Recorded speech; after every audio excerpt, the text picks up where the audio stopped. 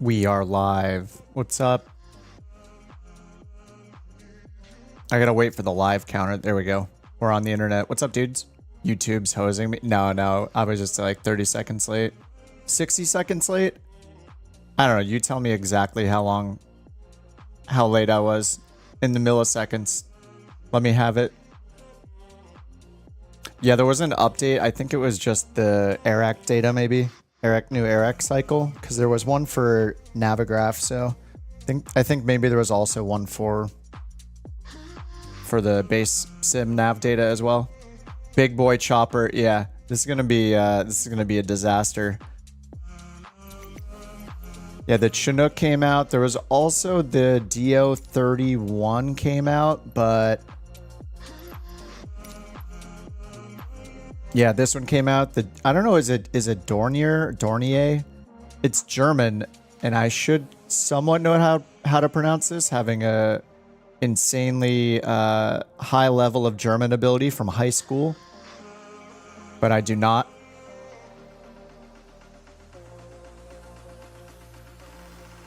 Yeah, this one had come out. I didn't grab this, but I did grab the Chinook.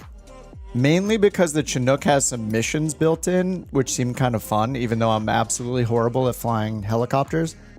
I thought it would be fun to take a look at. Yeah, this came out today as well. The flight deck looks extremely intimidating. It's super weird. You love it, Raccoon. I think I had another Dornier or Dornier, however you say. I think it's Dornier, probably. Dornier, maybe. Anyway, hey Josh, hey Thomas, Sol, Delta, Kimmy, Sean. What's going on, everyone? Anubis, Underdog, Sol, Mike. Good to see y'all again. I had a busy week at work this week, and last week had a bunch of offsite stuff I had to do, so... and now tomorrow I'm going to be heading out to a wedding for Saturday, and then yeah, I'll be back on Sunday. So no stream on Saturday, unfortunately. Dornier? Is it really Dornier? Oh, Dornieni? Dornieni? No, that can't be it. If it's German and it ends with the ER, I think it just ends in an sound. Or in... maybe a yer sound? Dornier? I don't know. That doesn't sound very German. Maybe I can look it up sometime. Usually I just look up a YouTube video from the company itself and hear them pronounce their own name. I remember doing that forever ago to learn how to pronounce Dyer. Everybody says Daher, but it's Dyer. What's up, Mike? Hope the Tuesday thing was fun. Yeah, I had a lot of offsite stuff, so spending work days with my coworkers, which is not common because we're all remote. We work, or at least I work remotely. Internet says the company is Dornier. No way, Near? Interesting. Maybe it's somebody's name. Okay, so yeah, I picked up, I didn't, let's see, this is what all is new today. So there are more helicopters, but instead of going for one of these Cohen simulation ones, I went for the big boy, the Chinook. I mean, this one is on sale for $10, so I may end up picking it up. I think this is the deluxe deal, right?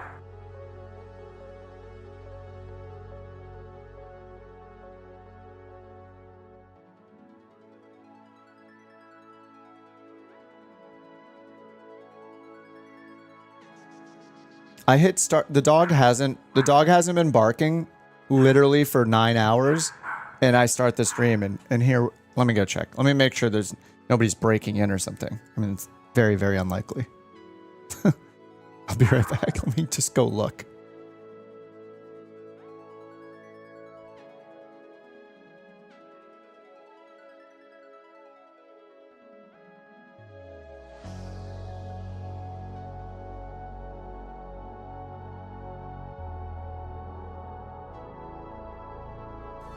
Yeah, no, that's not happening. Everything's fine.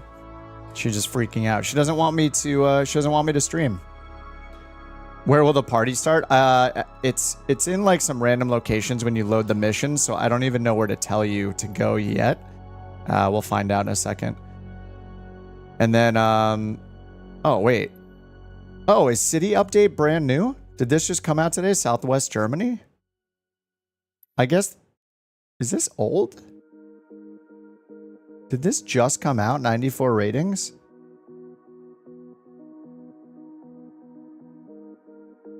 I didn't read any of the announcements today or anything, but it looks like this just came out. Or maybe this is just old. Oh, no, wait. Update 6 just came out. Oh, okay. Nice. All right, I'll get that later so I don't download it during the stream. City update's new. Nice. Southwest Germany.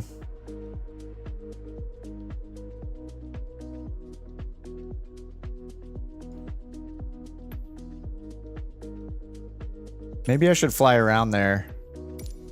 All right, maybe I'll hit get and download. Purchase in progress. Oh, what? 800 megabytes. I thought didn't it just say 4 gigabytes? Oh, it came out on Tuesday. Got it, got it.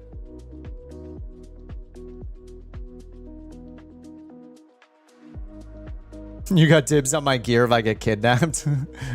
I mean, if you typed it first, then it must be, you must have dibs. Oh yeah, and Delta, I read that you bought a tiller. Sounds like a very professional setup now, dude. Congrats on your new gear.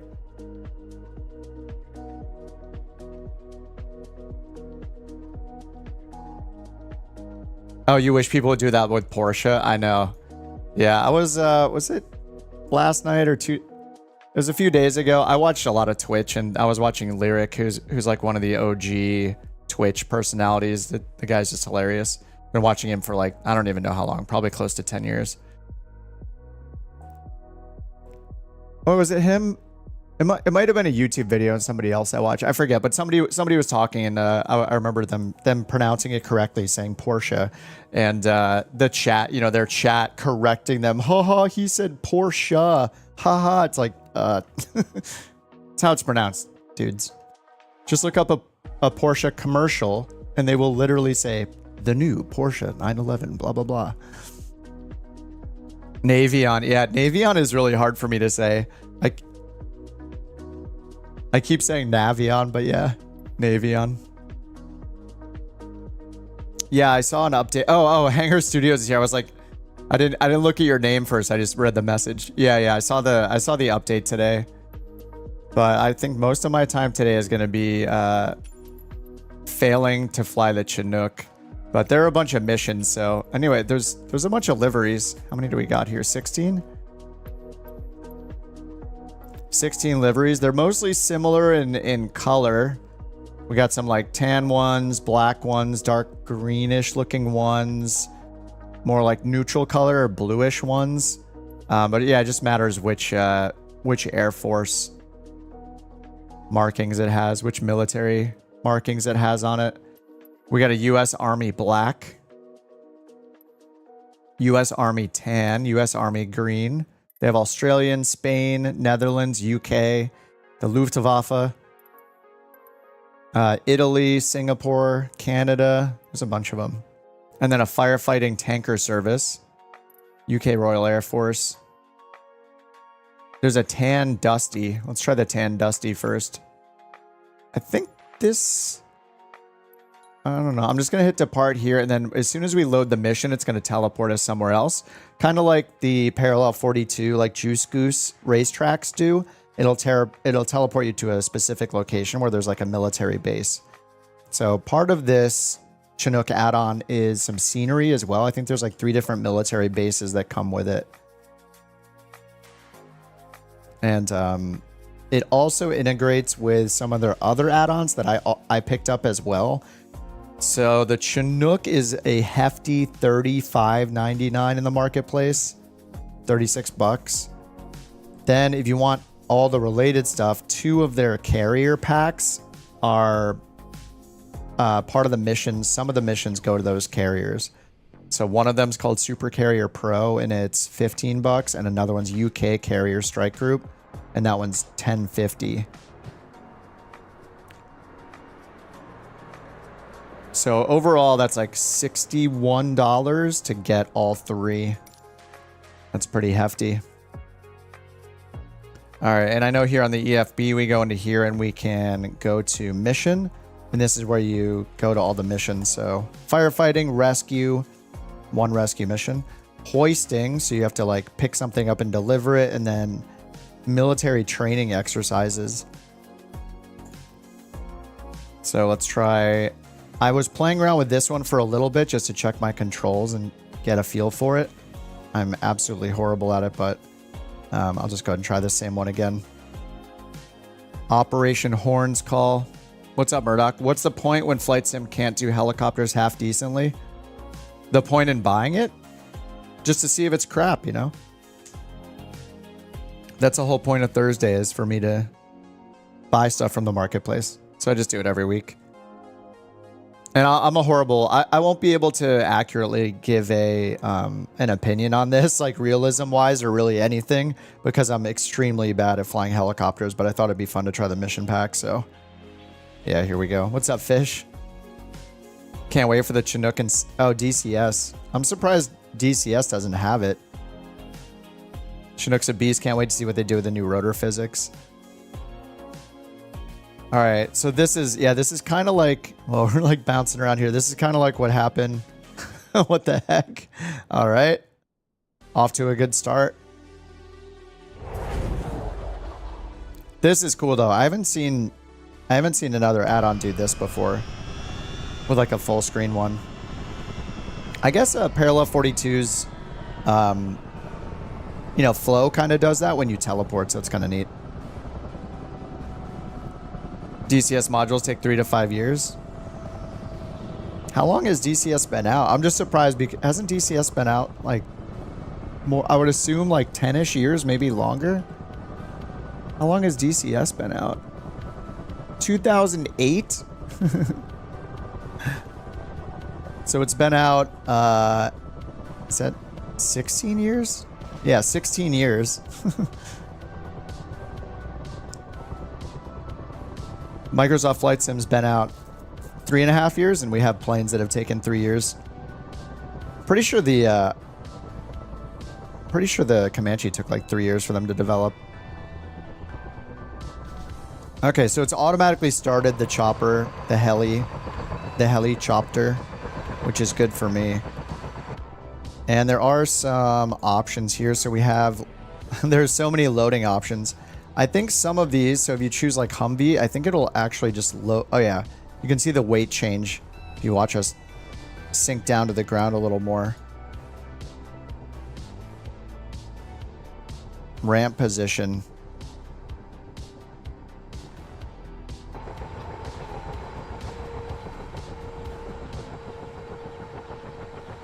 Oh, we got a Humvee on board. Get to the chopper. Of course, classic. That's a tight squeeze, but it's in there. So we can choose what we load inside. Humvee, pallet.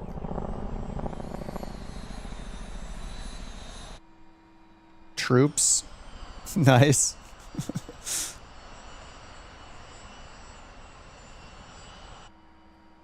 Medvac. And boat. With 2 dudes in the boat.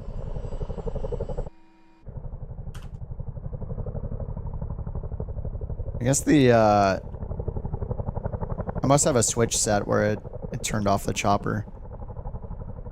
One of you guys is already here. Pryfly is here. Look with this gate down. Or with the what do you even call the back part? It's not, is it called a gate? The ramp, sorry, the ramp. Oh, there's a slide?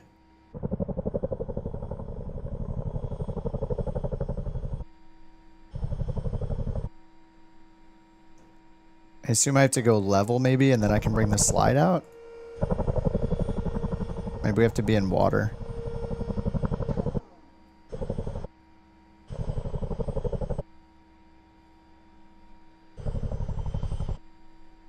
All right, let's close that. Extend the top.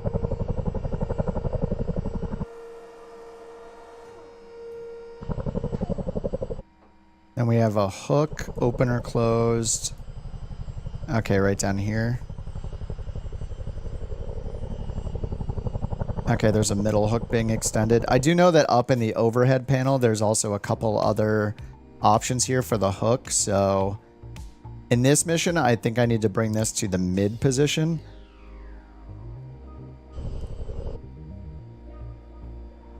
So yeah, there's hoist, in and out, cable cut. And then the hook settings here for which hooks are in use, or single hook, mattering what kind of cargo you're picking up. And then I think if we take off, we can actually choose external cargo. I haven't tried it at all yet. So external, oh, we can do, okay. Humvee, before I did nets, and it brings up an interface for picking things up in the nets. So if I choose Humvee, I'm guessing we need to take off first. Let me just do a quick start. Get this thing going again.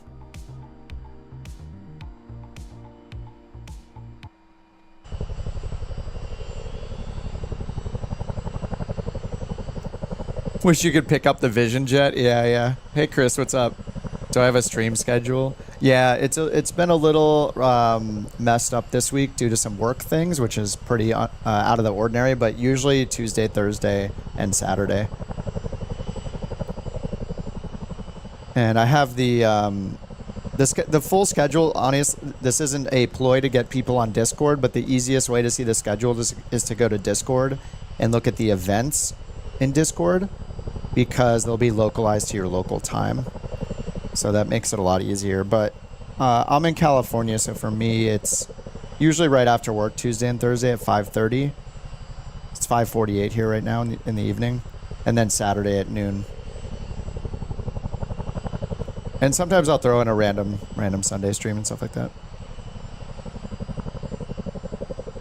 Also California, nice. All right, so this the quick start did not help. Sure, maybe we have a quick start here. There's a full checklist.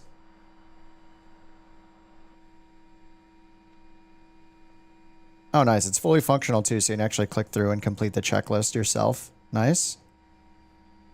Starting engine. I'm going to try to skip all these for now because it'll take me absolutely forever to get them started. So if they have a quick start on here, I would definitely use that.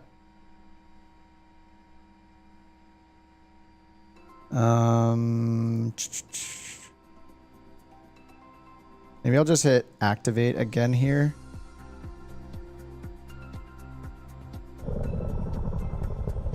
Nope.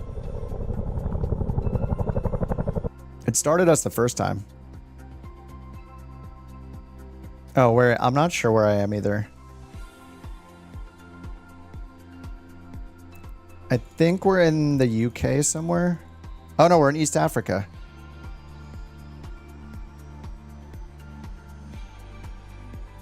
Sim's freezing.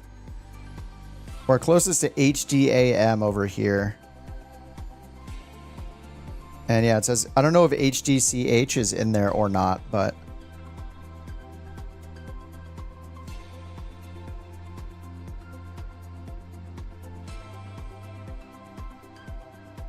we might be neighbors. It's possible if you live in Los Angeles.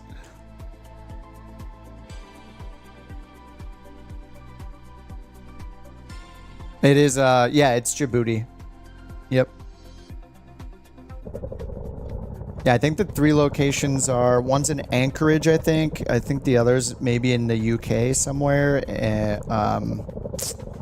I forget which area. Somewhere in England, I think. And then in Djibouti. Okay, this is, it doesn't like the quick start, so I might have to tediously go through and start this thing up, which, you know, you guys could go AFK for like 45 minutes if you want. Okay, it's trying again.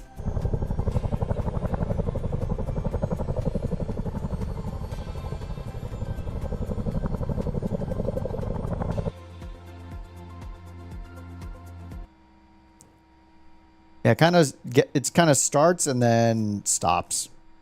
Rip.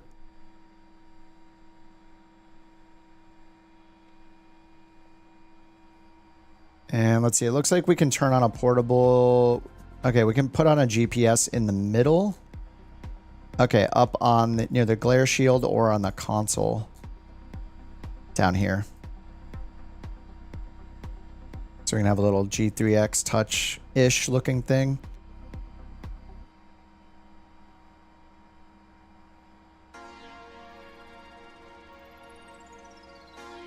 Almost the UK. Probably was at some point. Fuel cutoff valve.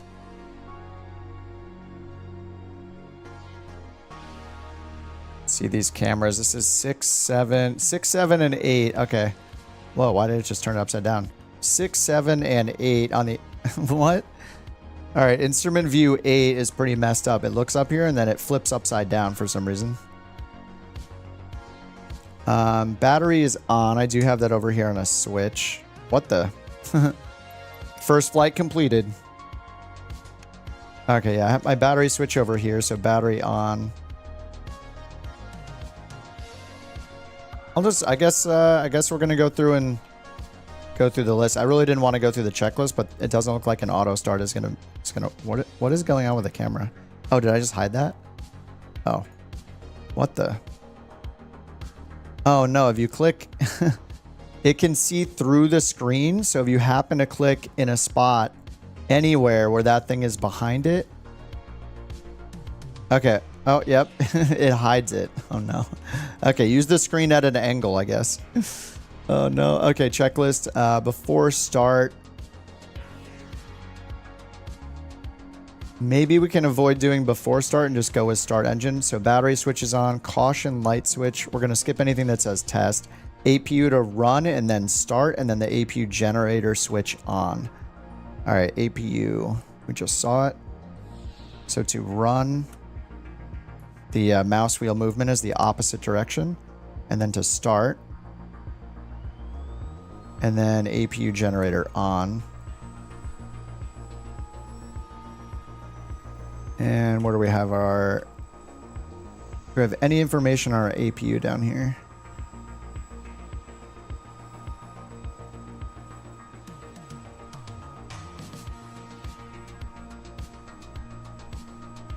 Okay, control 7 is here. All right. All right, we'll just turn this to the on position. All right, APU gen on. I don't know if there's a hotkey for the EFB. No, there's not. Okay. Fortunately.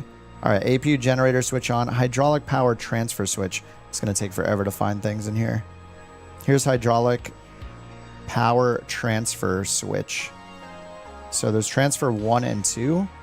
So we can turn them both on. Maybe. Power transfer switch on. Parking brake lever is set. I'll just set my shortcut. FADEC backup power to on, and then engine condition levers both to stop. FADEC backup power.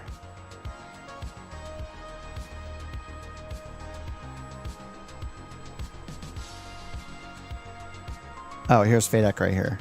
Backup power off, on. Okay, and then we have both. Let's see, what did it say to turn? That's done. Engine condition levers both to stop. Okay, I'm guessing the engine condition levers are not down low.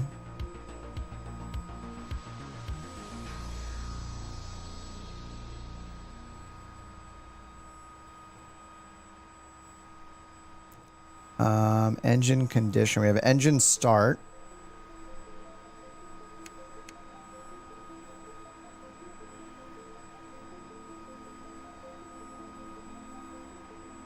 I know I can't use all the shortcuts here because... Oh, there. It kind of fixed itself a little bit. I think I just have to zoom out. Engine condition levers. Center in the overhead. Oh, right here. Engine condition. Thank you. Oh, they're both on stop. Nice. Whoops. Okay, we can use our mouse wheel on those. Thanks, Underdog. Good eye. And then EAPS fan switch both on.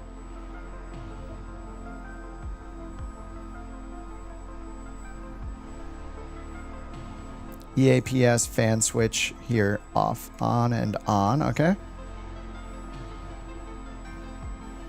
I really wish there was a shortcut to look at the checklist or look at the EFB. Troops warning switch. All right, we're going to skip that one. Left main fuel pump switch to on, and then crossfeed switch on. Okay, so left fuel pump, crossfeed open, condition lever to ground.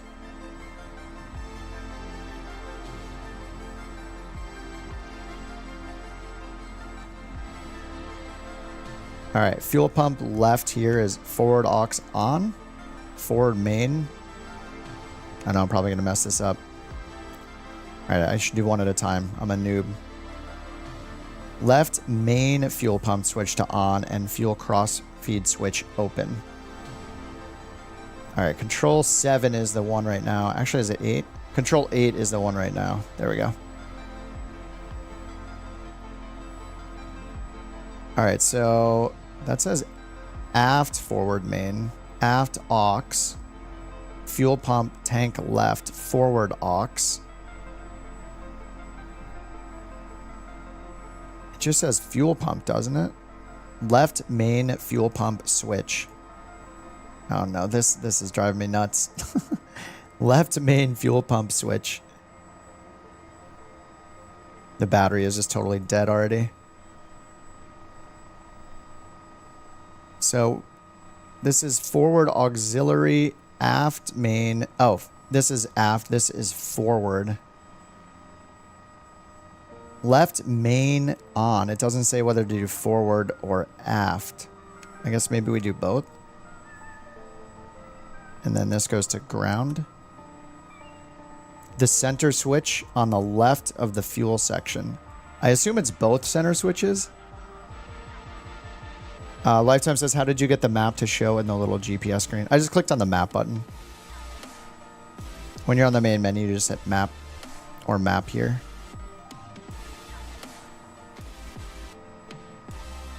What's up, Playground? It's all about the base in Djibouti. Murdoch says, I love how they make the tablets look like Sky Park. It even behaves like an old tablet. Yeah, I mean, I feel like the tablet game, like the EFB game, devs have gotten so good at making these. Like, even like smaller planes by smaller developers have at least simple EFBs in them. It's great. Fuel crossfeed switch open, and then engine condition lever 1 to ground. I forgot the crossfeed switch. Oh man, yeah, this camera is so messed up. All right, so this is crossfeed open. I'm sure the battery is dead at this point. Start engine 1 on until 10% N1. Okay, we don't turn the engine condition lever to flight until after these. Okay, so start engine 1. I don't know how.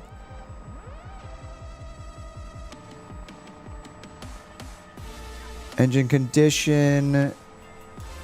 Engine 1.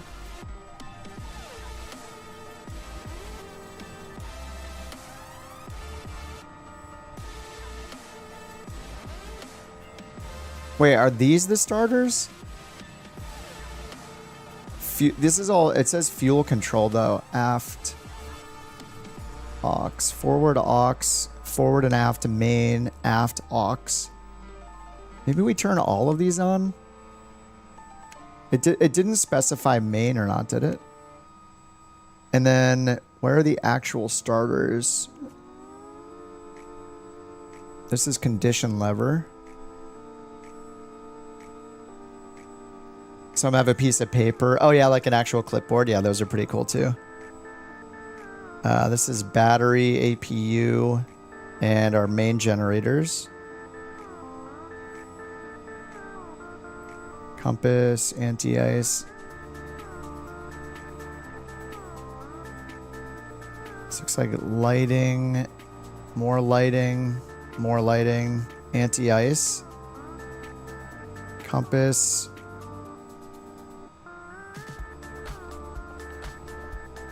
Doubt it's down here. We'll see. This is all, looks like all radios. Is this stuff functional? Steering control. Oh my god, this thing is insane. People that are actually helicopter pilots that have been waiting for the Chinook forever. I don't know. It seems like a lot of these buttons are functional, so. But as a non-helicopter, Chinook enthusiast.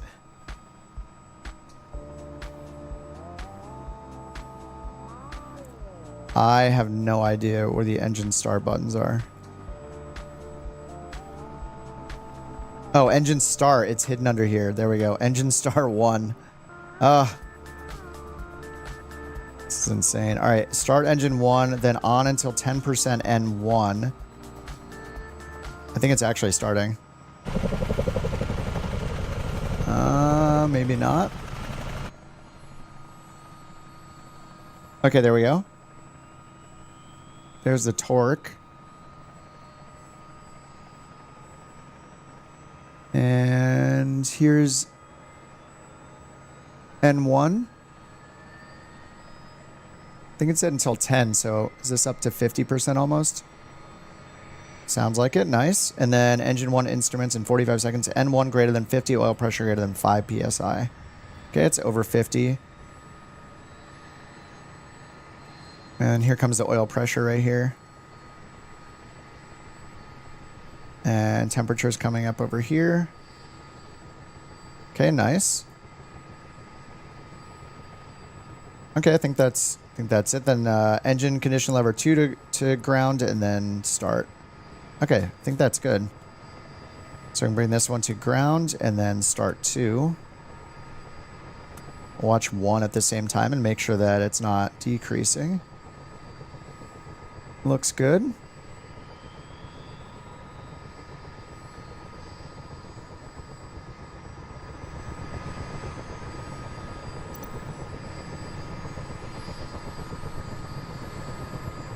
Oh, I didn't do the fuel pumps, did I? Oh man, this camera is this is a little bit of a pain. I didn't turn the fuel pumps on. There we go. Now it's suddenly coming to life. Shocking. Hey Jocko, what's up? Turn the sound up a little bit for you guys for now.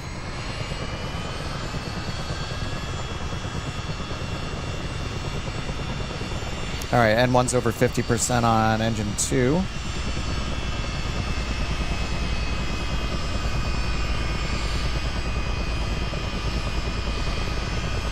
Rotor RPM's coming way up. Everything, all my levers are at idle right now.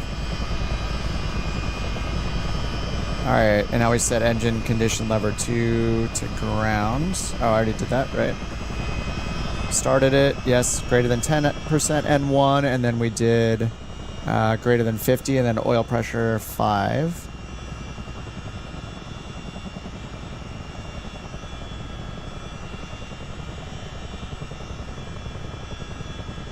Oh, here, sorry, these are the individual engine oil pressures.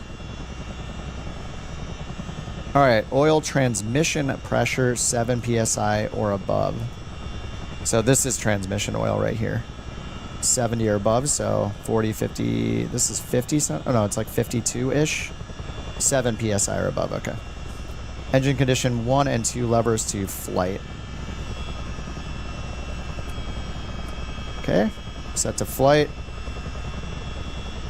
Is it hard to fly? We're about to find out. I mean, for me, every helicopter is hard to fly, so I think the answer is yes. And then engine generator 1 and 2 on. Generator switch on APU off. Hydraulic power 1 and 2 off. APU switch off. Okay. I think I know where all those are. So we have generator 1 on, 2 on. APU generator off and APU off. Hydraulic transfer off and off. I think we hit all those correctly. Right, generator 1 and 2 are on. APU switch and APU generator switch are off. Hydraulic power transfer switch 1 and 2 are off. All right, before taxi, all fuel pump switches on. They already are. And parking brake lever off.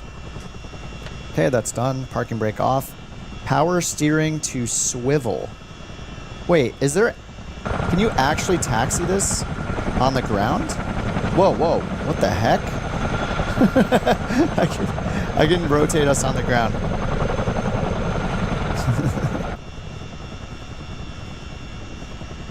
Power steering to swivel. So we have cyclic trim options down here. This is set to auto, and I'm definitely leaving it on auto.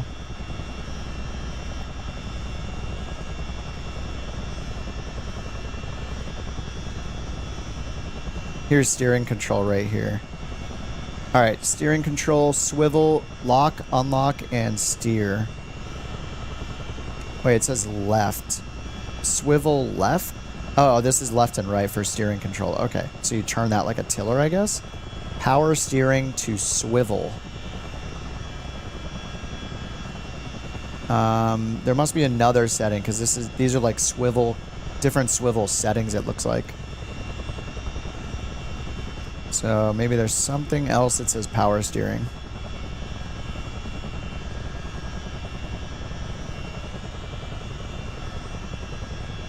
Searchlight extend and retract.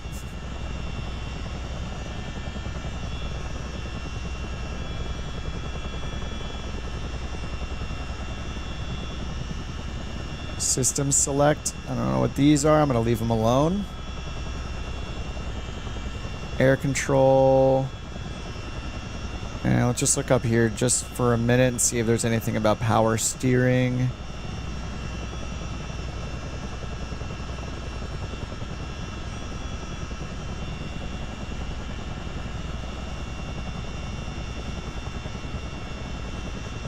Not sure. I'm not seeing anything.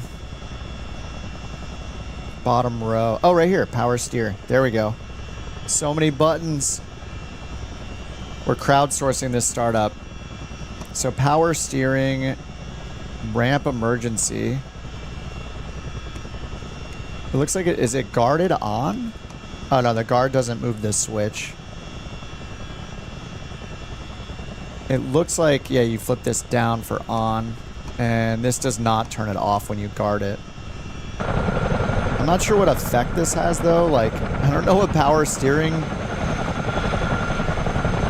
Yeah, are we supposed to be able to like move forward in this with power steering? Is that how it works? Like you can actually taxi it like a plane? Because then there's this swivel control here. Left and right. This is where we need Delta Tango's tiller maybe. Lock, unlock, and then steer. It's gonna move the front wheels or something? They do taxi on the ground, no way. So, I don't know how to translate that then. I don't know how we throttle forward. Like, as if we're taxiing like a plane. Steering control, lock, unlock, and then this is left and right. There's probably something I need to bind to be able to move it forward and backwards. Yeah, because if we give it any... Whoa, that came up really easily. Okay, our brake works. Braking works regularly. Yeah, parking brake is off. Rear wheels will steer. Let's see if I turn this. If it has an effect. Let me change it to steer, I guess.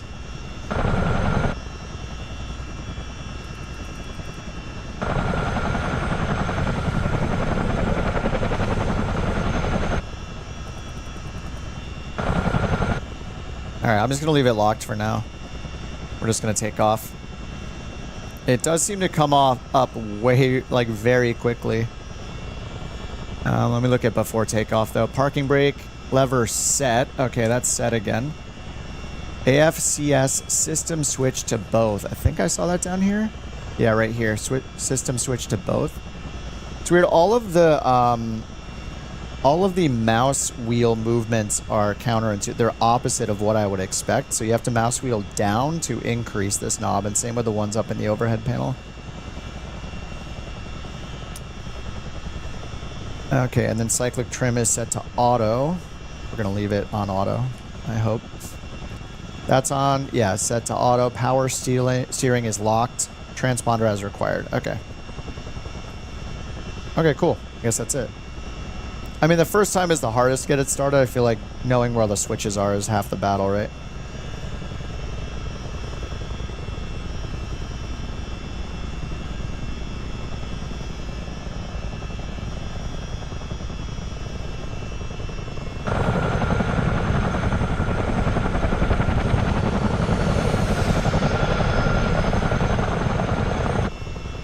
Yeah, this thing is massive. I'm being very, very gentle on the controls right now.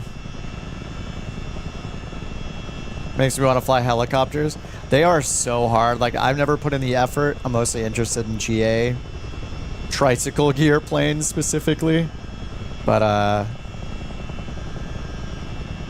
yeah, I think this is gonna be fun to embarrass myself trying some of these missions out for sure. So, all right. So I do know with this mission, I tried this a little bit earlier. I didn't have to go through the checklist earlier because it was auto started. But under the mission, we have to pick up. Let's see.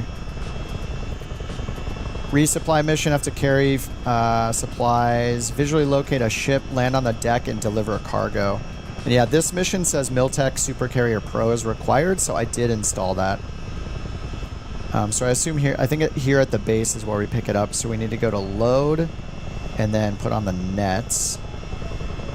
And now it gives us a distance to where the payload is. And then hook middle, you have to go up to the overhead and set the hook to the correct position. So we go up here and where it says hook selection, we turn this to middle. Right there. And now it'll stop yelling at us. What's up, Delta? Yeah, it would be amazing if you could pick up other vehicles, like with someone's permission or something. Delta needs a, he needs me to transfer him to the Juice Goose race course.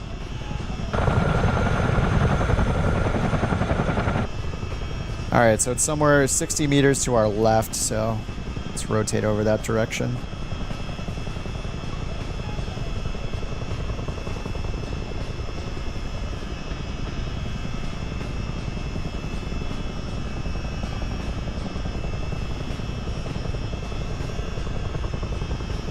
Oh, it's really close, actually.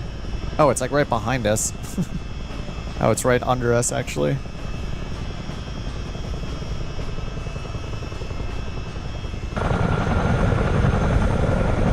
Let's see if we can see the... Oh, yeah, it's just right there on the ground.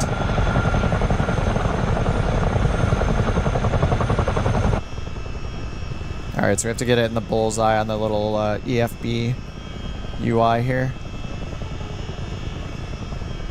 This is the hardest part, of course.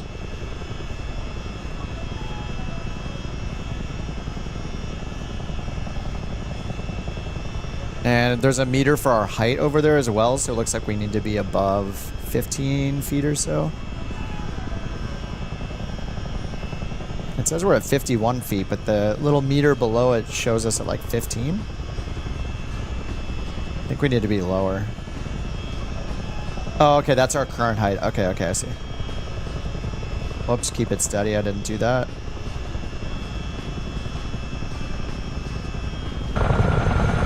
Yes. Oh, oh, careful. All right, we got it.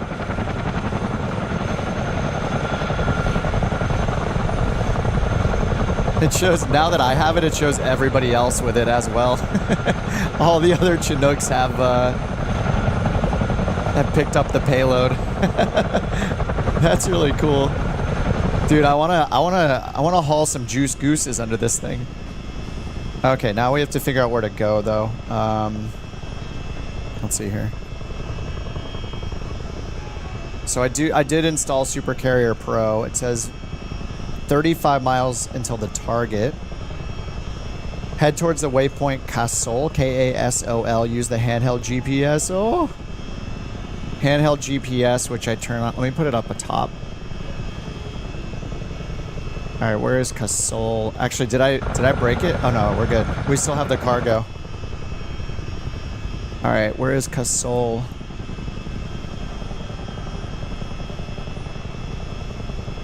I think I have to put it in maybe.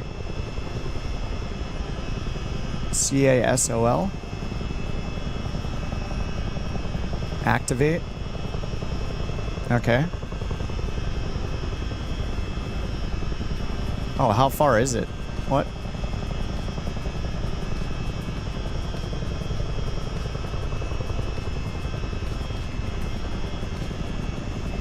Zero feet. I need to add our waypoint where we are. What is this one? HDCH?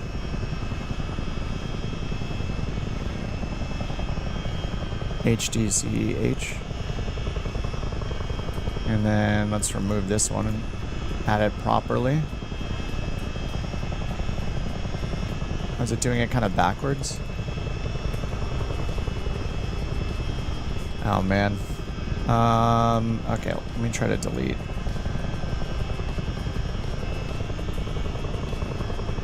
Doesn't let me interact. Oh, there we go. Okay, menu, remove waypoint. Okay, let's try this again. CASOL. And then can I activate?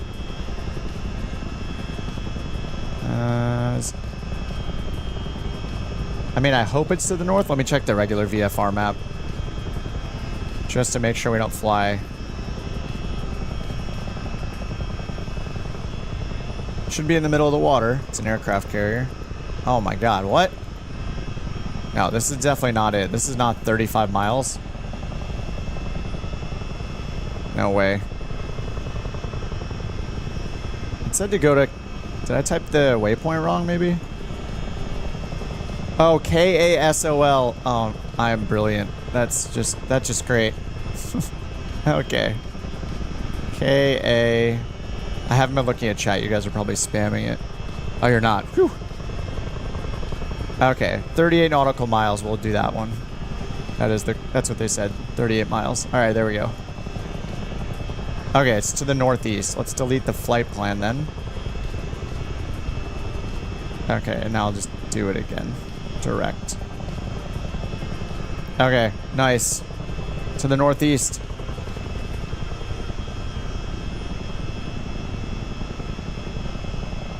Oh, the Chinook will outrun an Apache and a Blackhawk? Oh yeah, I think I saw it say I need to keep it under 125 knots. Okay, there's the airspeed indicator right down there. Ooh, I'm already at 100. Okay, slow down, slow down. Uh-oh. Careful. Alright, let me pull out some...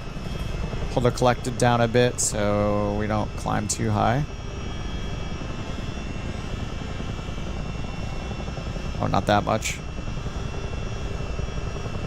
Alright, I need to keep turning. Need to go northeast.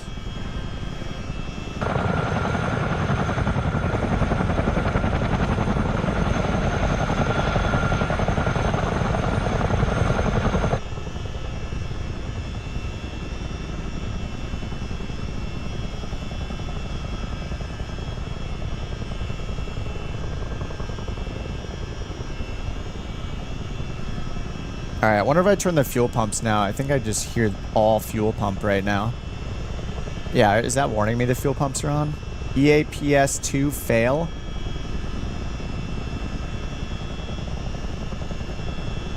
Is that up here? Fan on. Doors. Do the doors need to be open? Oh yeah, those warnings went away. Okay. I had to hit doors open on that. Whatever that system is. Alright, our speed's under 100 knots, so that's good. And I think we just leave... the fuel pumps on the whole time. Those are the main fuel pumps, I guess, not the auxiliary ones, so I guess it makes sense. Did I turn the aux pumps on? I did not, right? Yeah, these are off. Okay. I think we're good.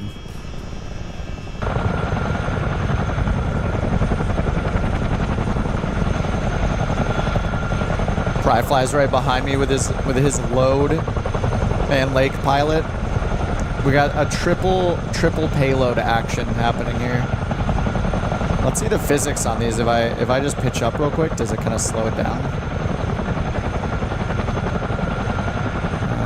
Just kind of pulling backwards. Maybe it's just based on the airspeed. Let's see if I try to pitch up and slow us way down. Let's see.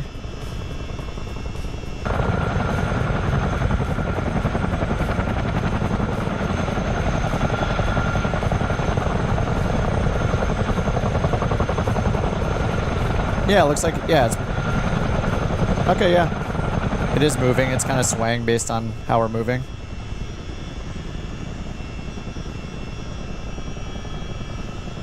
All right, it says it's 35 miles this way. Let's see how long this takes. And keep it under 125 knots or it says you can lose the payload.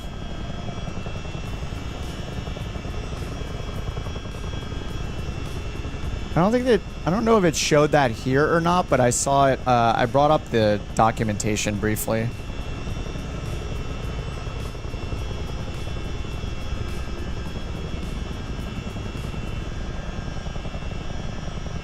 Get it up to decent speed.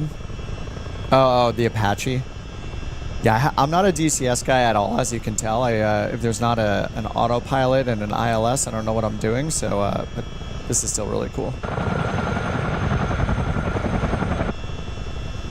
The real sim helicopter pilots, please don't riot just yet. Give me a chance, okay? Give me a chance. All right, pulling the collective back a little. We can speed up just a tiny bit.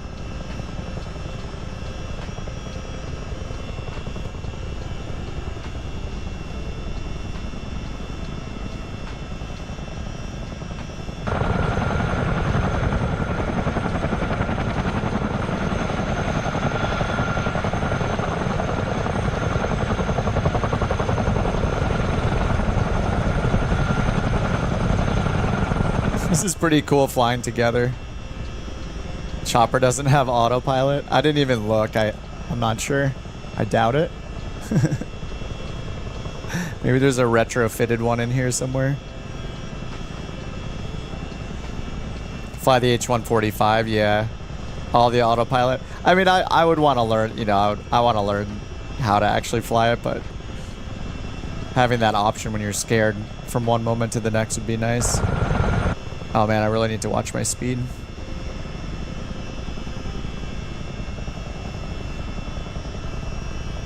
All right, losing some speed.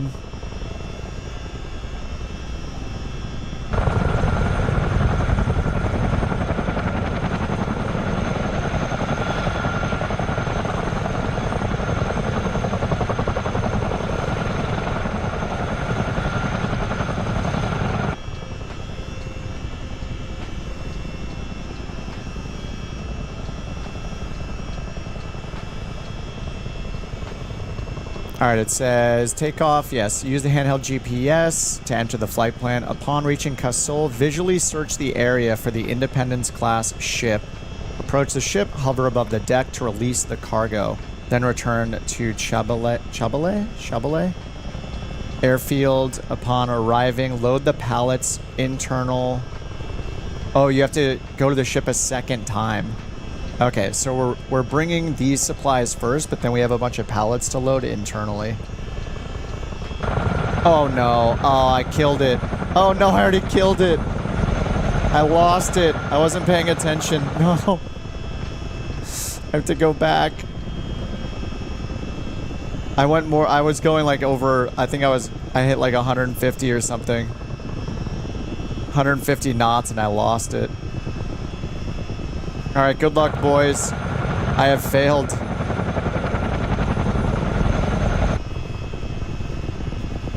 One pallet of supplies is now lost.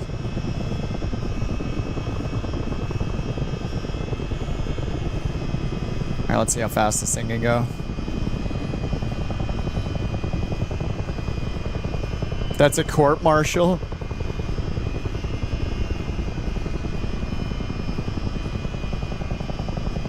I do not know that, Underdog. All I know is that in the options, there's an option to disable the downwash. So I don't know if that's the same thing as the ring state vortex or not. But there is an option to turn that off. Oh, this is kind of cool. You can randomize the hook attachment time. So when you're hovering for the cargo to be hooked up, like on the netting or whatever, I guess instead of it being a straight up 5 seconds, that it'll, oh, there's a save button. I wonder if you, I don't know if you actually had to hit that. Maybe it's to save it for next time. But yeah, it looks like it'll randomize it so you can add a little variety so you're not hovering exactly 5 seconds every time for the hookup.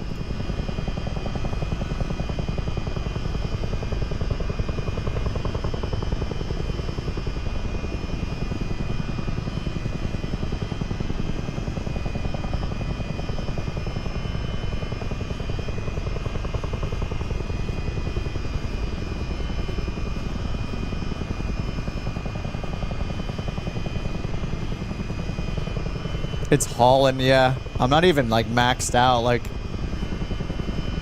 let's see if I do this until we hit 0 feet per minute. We're almost at the red line right now, though. Actually, at like 170 knots or so, it looks like. Yeah, it looks like there's a red line at 170. Maybe it'll start shaking and get unstable or something. All right, is that the base right there? Yeah, looks like it.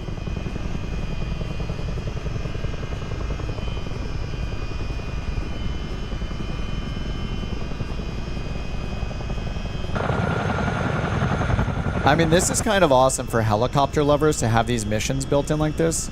I don't know if there's any other helicopter that has this kind of stuff in it, but this is probably a preview of the kind of stuff we're going to get from Microsoft when Flight Sim 2024 comes out with that mission pack. This is kind of what I'm expecting it to be. Not like a career mode, but at least something like this. So it's pretty cool that the Miltech's been able to do this in this sim.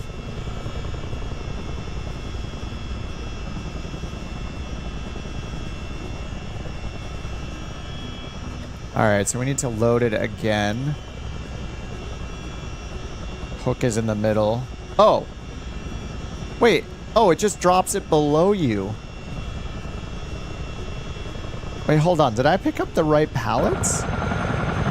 Hold on. Let me just land and then check it. Oh, whoops. I'm pitching the wrong way. Brilliant.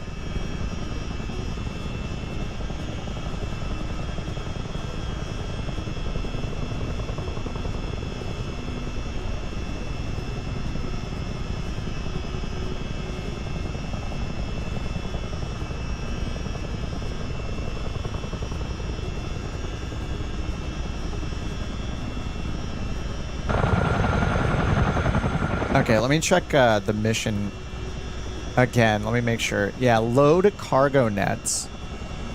It just says load the cargo nets to your aircraft. Okay, so when you're loading stuff,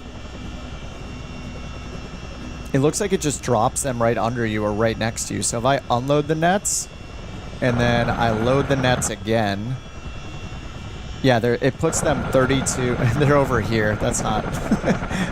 Maybe I'll be able to pick them up and avoid the barbed wire. Yeah, it puts them on the ground near you, it looks like. Yeah, it's in the same spot every time. So if I just turn this way while I'm on the ground, let's see.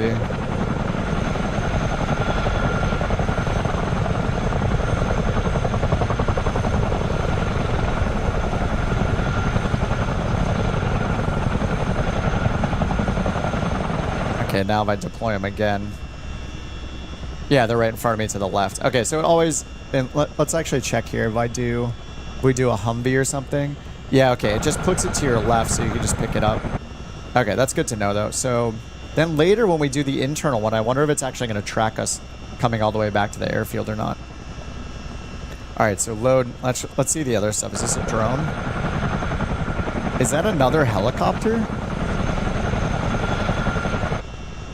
A UH-60? Boat, a bucket,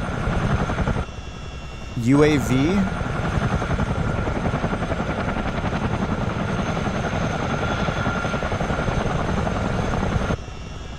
or nets. Is it easier to fly than other ones? That landing was not very difficult, yeah. It does seem to be a bit easier. I'm still gonna mess everything up, I'm sure, but yeah, I think the other ones I've flown have been much more difficult. Or, yeah, I don't think I've gotten any better since then. I haven't really been flying any helicopters, so.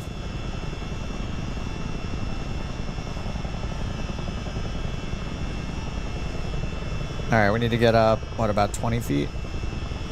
Yeah, at least 20 feet to pick up the nets.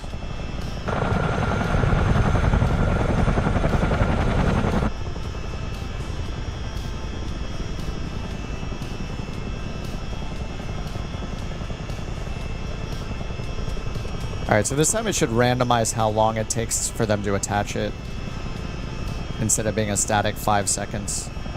Please pick 1 second. Please pick 1 second.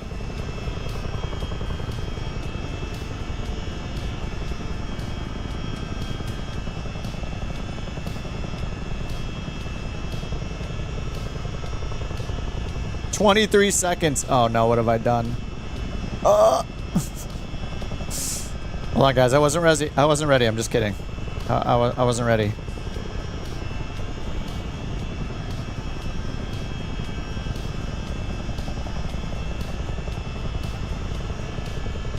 "13 seconds.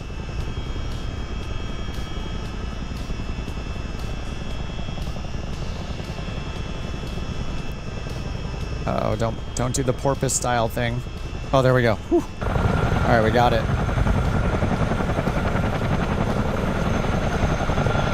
All right, boys, let's go. Let's get out of here. But not at a speed over 125 knots this time.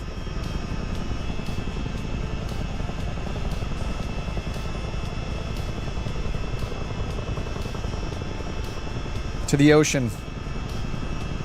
Seems like it's worth the money. I'm not even into the helicopters. Yeah, this is really cool. Like, this is, I don't know. I'm curious to see what people who fly helicopters a lot think about it. Because I don't have anything to compare this to other than the few times I've flown just a really, like, the Bell and the built-in helicopters, pretty much. The ones that everybody gets. But the mission system seems pretty cool. It says we have to go deliver this, and then... Wait, so these...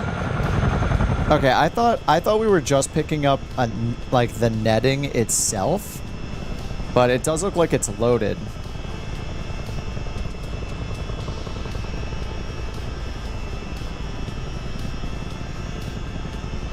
Not expecting that much of a reality. Oh, yeah. The basics have been pretty fun, especially on smaller helicopters. It's definitely, as far as I know, it's way better than it used to be before Asobo and Microsoft put in the new, like, helicopter modeling, like all of the new modeling they put in. And they're doing dual rotorcraft soon, right? That's coming in Flight Sim 2024. Actually, is that coming in the next sim update? I remember them demoing it, showing a dual rotorcraft. In Sim Update 15. Man, the poor guys at Miltech, then, they built this whole thing with the current technology. So this is, I mean, hopefully when that comes out, they're able to, you know, go back and update this to use the new modeling system. Maybe it'll simplify the work they had to do or improve it. Oh, I need to slow down again. It's easy to get going pretty fast in this. I'm at like 115 knots right now. Got to keep my eye on that airspeed indicator. Oh, I need to turn to the left as well. They knew it was coming. I guess. Yeah, I haven't read anything about the development of this at all, but I mean, obviously they just didn't start working on this like a month ago. If they knew about the work coming from Asobo, I'm sure they would have maybe delayed working on the physics for it too much and just done everything else, then waited for the new physics to come out with the dual rotorcraft stuff.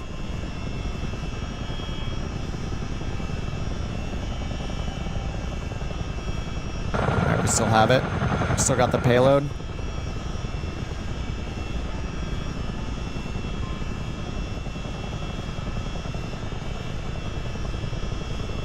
UI for configuring bindings in flight sim for this specifically. Murdoch says the Bell 47 and the Bell 206 from Fly Inside are the only good proper flying ones. Oh, really? Wait, even more than like the high performance group ones? I always see people talking about the HPGs. But yeah, if you're super into flying the helicopters, then good to know. You find it odd they just stick an iPad? Yeah, I don't know what it's like with the military, but at least with general aviation, like everybody has an iPad stuck to their window.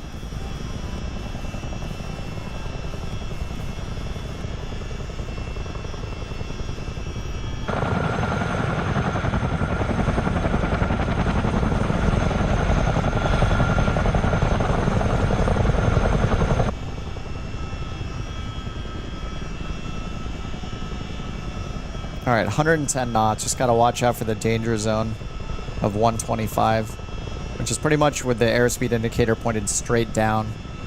That is that's the fail position.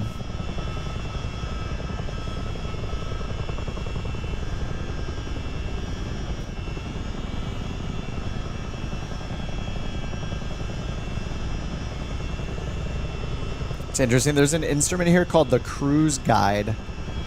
I think that says guide behind it.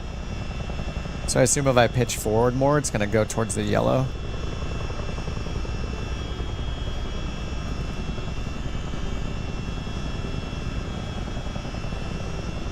Oh, no, that's, sorry, that's our collective. Okay, so we don't want it any higher than our current spot for cruising. So if I move it up into the yellow, that's where... All right, that's basically, yeah, the cruise guide is for our collective position. Nice.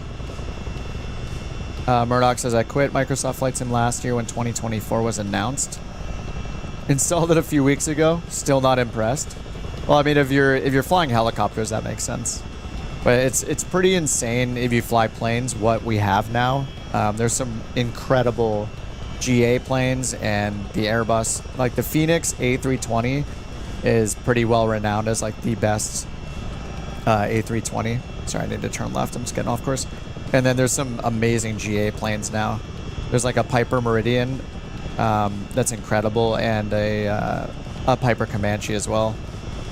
That has like a full walk-around system and fuel contamination. It's insane. But yeah, helicopter-wise, probably less impressive.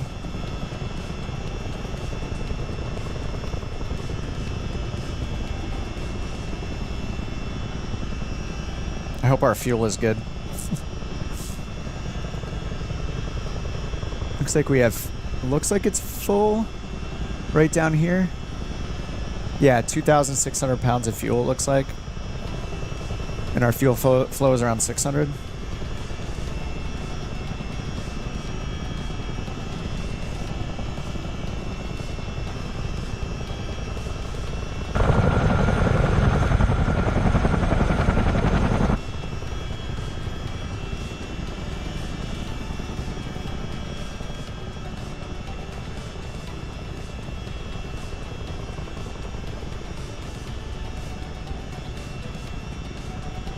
All right, once we get out here, it's not gonna bring us to the perfect location. We have to spot the carrier.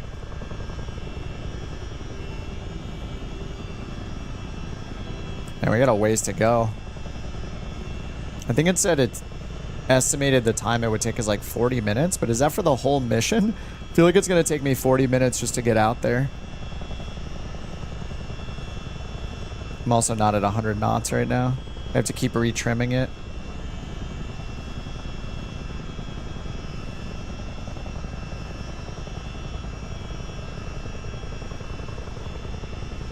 I used to test for them.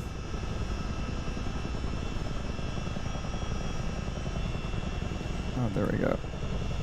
All right, there we're a little over 100 knots now. A little bit better. I'm just paranoid about going over 100 because it just insta loses the cargo. I wonder if it shows the cargo just get dropped completely or not. Nice, FX is behind us too.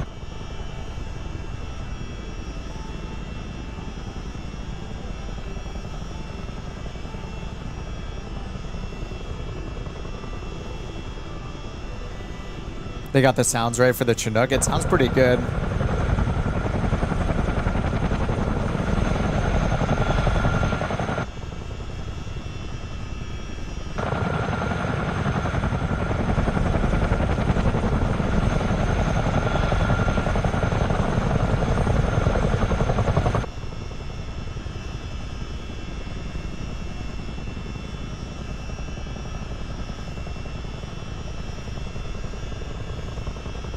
Yeah, I could see, yeah, after a few more times doing this, like getting a little more confident with it. Could probably get out there much faster, but yeah, I'm barely going 100 knots.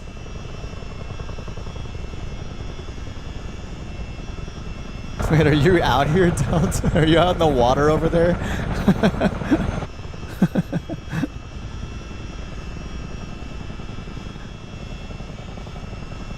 Okay, looks like we're about a third of the way there.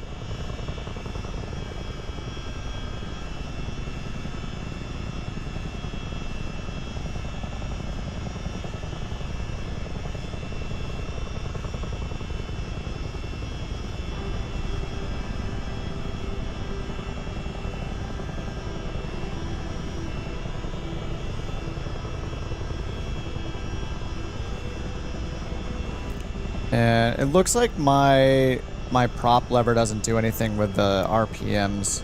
It's probably because it's on auto, right?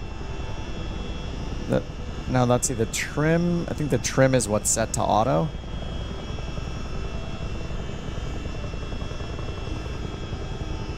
Wait, does that mean I shouldn't have been touching the trim this whole time? Is this like a fly-by-wire style thing where I just move it to the attitude I want and then let go? I probably won't. I don't know if I'll fly it more and put in the time to read, but maybe that's... Maybe I can look it up real quick when we have a break. What the auto cyclic trim does.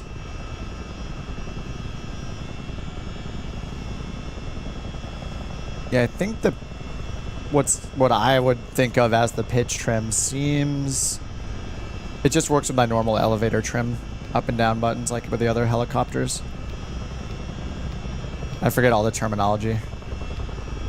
Maybe that is...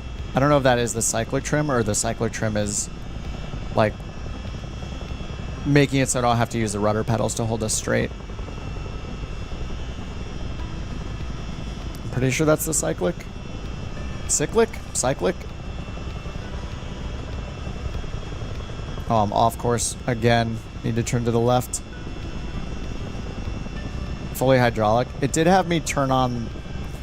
There is a hydraulics panel or section up here on the top for hydraulics.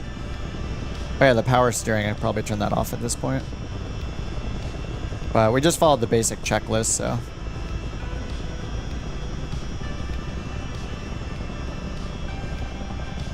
I feel bad that Raccoon picked up the Dornier,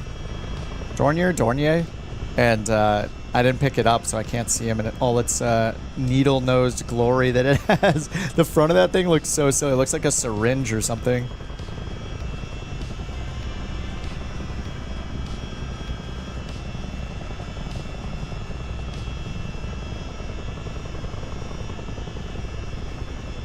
Oh man, this is a long first mission.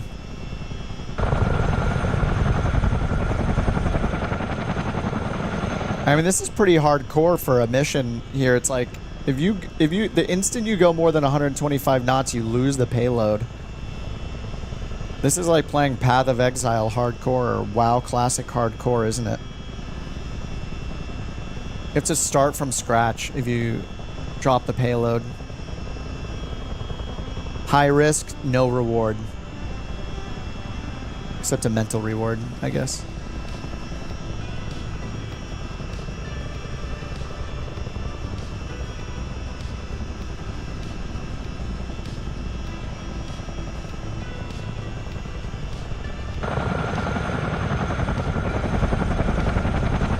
I mean, the sounds sound, I don't know, like, how accurate they are, but it sounds like a Chinook to me.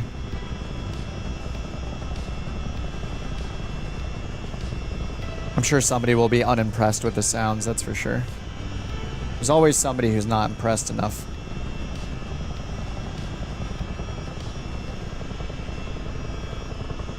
Reminds you of the old FSX missions. Man, I never played those since I didn't start until X-Plane.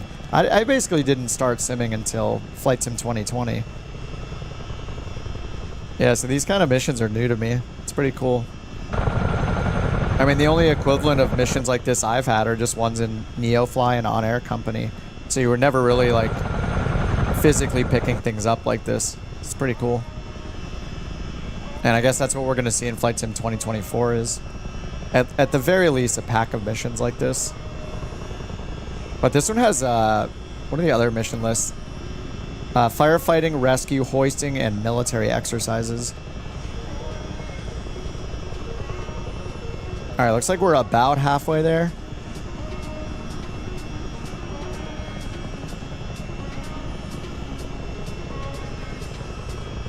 Seems pretty long for a mission, yeah. And this isn't even the whole thing. We're supposed to go back and then pick up a thing of pallets and then bring them back again. We're supposed to make 2 round trips.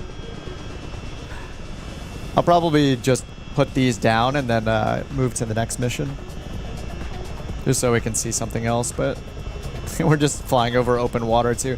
The rest of them, well, I don't know if all of them are carrier missions. I think, I'm not sure. You gotta pee? Just hit escape, dude.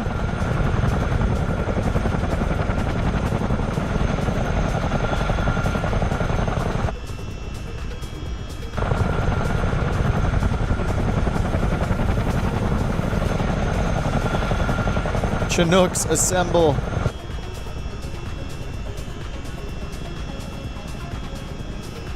Open up the rear door, yeah. Open the ramp. I think there's a side door you can use too. Side, top, and... Oh, you have to do the side bottom first?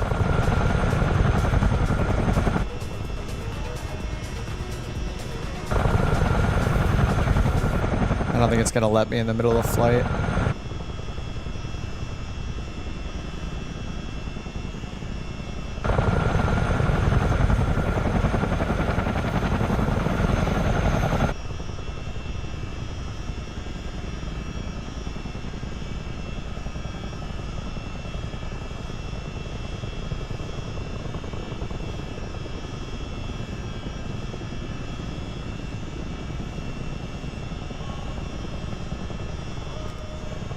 Alright, should probably start losing a little altitude.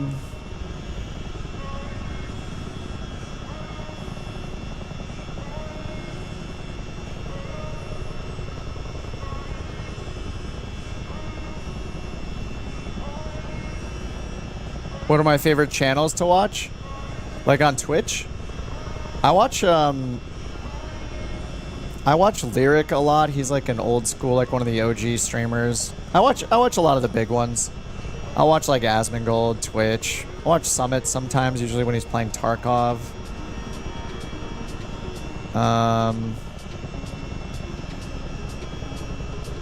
Yeah, I guess just some of the big streamers, I guess.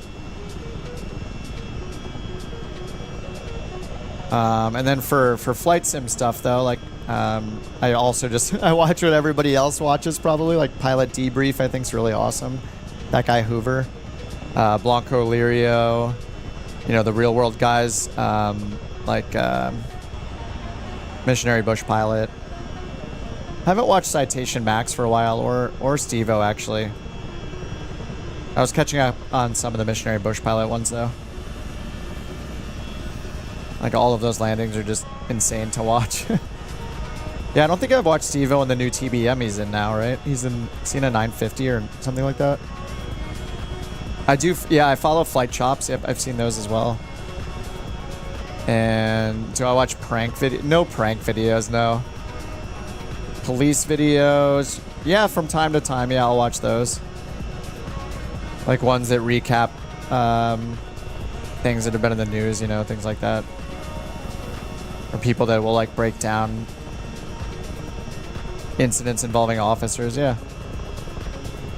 There's a YouTube channel called Live Police Chases, which features Los Angeles pretty regularly. I've seen Donut Operator, yeah.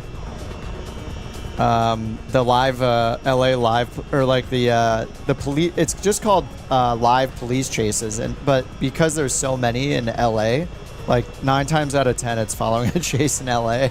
KTLA, yeah. But that's one of the few YouTube channels I have on all notifications, because I don't know why. It's just I think it's very common for people to be entertained in a weird way by police chases. It's just like classic police chase TV. But yeah, I'll watch that one when it goes on. It's usually in LA, but sometimes they'll have one in Florida or like Texas or somewhere like that.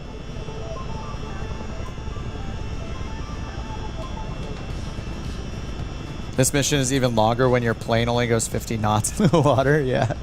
We're not going that much faster. Oh, I think I see it right out there. I just saw something pop in. Yep. So I assume that's the ship. I don't know what else would be out here. All right, it's dead ahead.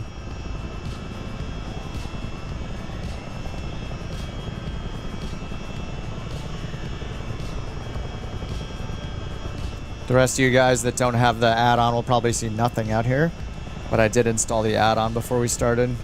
The extra one with the carriers out here. As Zoldrin says, I have you on all notifications. Thanks, dude. One of your favorite planes to fly in Flight Sim is the Tiger Moth. I haven't tried that one, probably because I think that's a tail dragger, right? Yeah, any of the, like, if it's like a tail dragger warbird style, I like very rarely fly those. You know, I know what I like, which is, you know, fixed tricycle gear for the most part, GA planes. Piper Meridian's probably my favorite though. At least it has retractable landing gear. That's a step up in technology for me. Sorry, we're gonna get out to this. Slowly but surely. Oh, and I'm going very, very slow.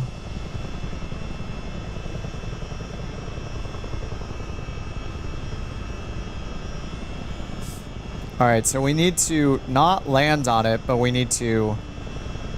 You know, I should probably just use time acceleration to do the mission. If we go back and grab it, grab the pallet, and then come back in. Sub to all notifications. Thanks, guys. Appreciate that.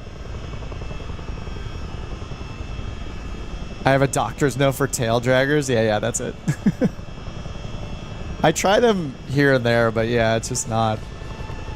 It's a special skill. I feel like you're required to have your Tobii eye tracker or your track IR attached.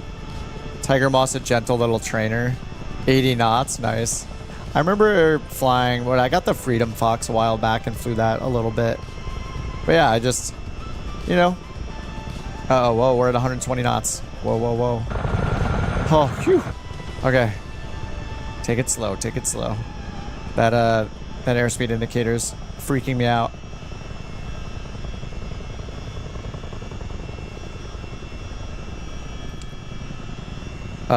Simulates everything. Need to check oil, spark plugs, and filter. Nice, nice. I really love both the Meridian and the Comanche for that, because they both have wear and tear, and like the Meridian doesn't have like a physical walk around like the Comanche does, but they're similar in that, yeah, you have to kind of check the wear and tear every single flight, or, you know, do some sort of walk around.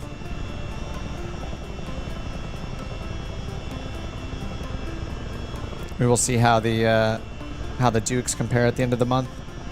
You didn't like the Freedom Fox, no? Boring in the flight model? Sounds good for me. If it's boring, hopefully means it's easy and then I can handle it.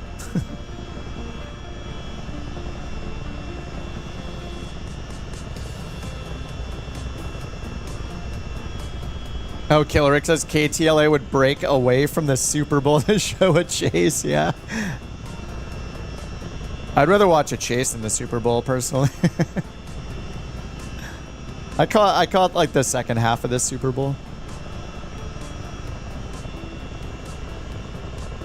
All right, here we go. Here's the carrier. Ish? Maybe it's not a carrier.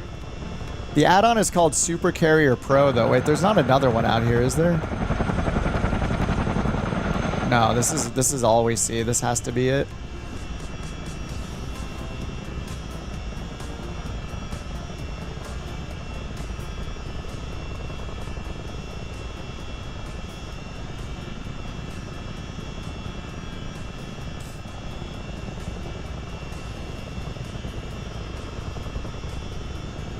Call the ball.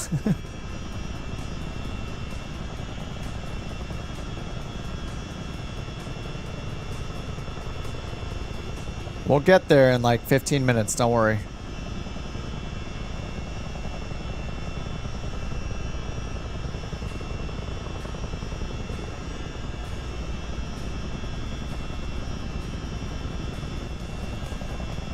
Adult Swim. I haven't watched Adult Swim for a long time. I used to watch it when like Aqua Teen Hunger Force was a thing, but yeah, that was forever ago. They're like 20 years old now. By default, you're just seeing tankers and cargo ships. Yeah, I have some of those add-ons too, but I'm not seeing anything else out here except for this one, so I assume this is the one.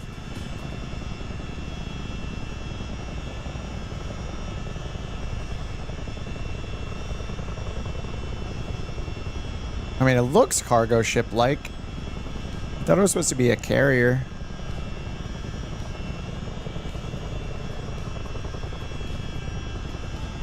It says it's an Independence-class ship serving in the Operation Horn Skull, an international mission to ensure maritime security and combat piracy. It's in need of supplies.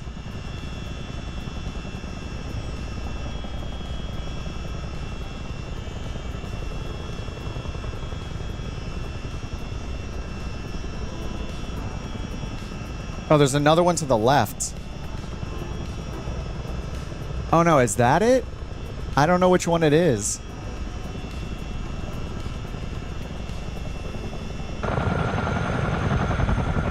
Oh, there's a couple to the left. Oh no, there's a bunch of them. This is just a cargo ship, isn't it? I don't think this is it, actually. Yeah, I think I found the wrong ship. I think it's going to be to the left.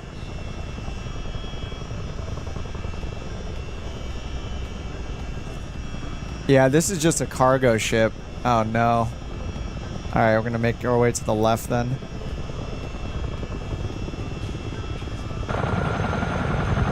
I think it must be this one way out here. This looks more like a carrier.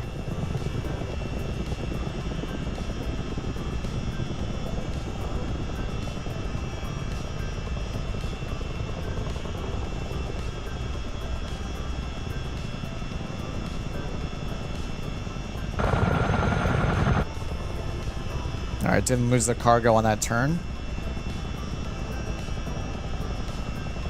It might be this one further, I can't tell. Pryfly, I don't know if Pryfly has the add-on or not. This one, I think it's this one right here. It's got like a full flat back. This looks more like a military one. Looks more like a military ship. Oh no, my speed. Oh. It's here? Okay, yeah. Yeah, it has like a flat back. Good little landing zone there. Just need to make sure to not actually land on it, but just to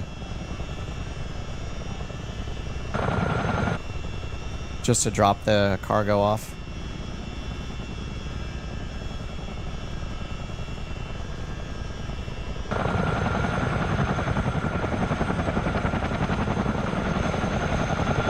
Yeah, I think I almost did hit 126 knots.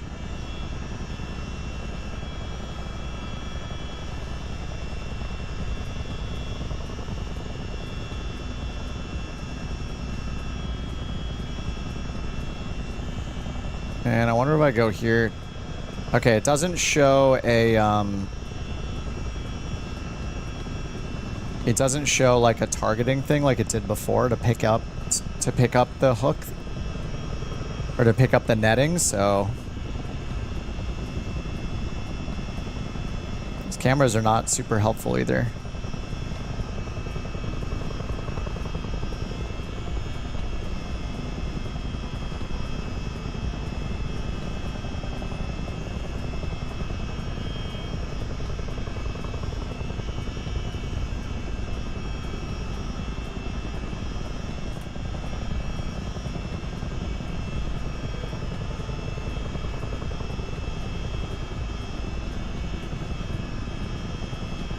Pryfly's going in.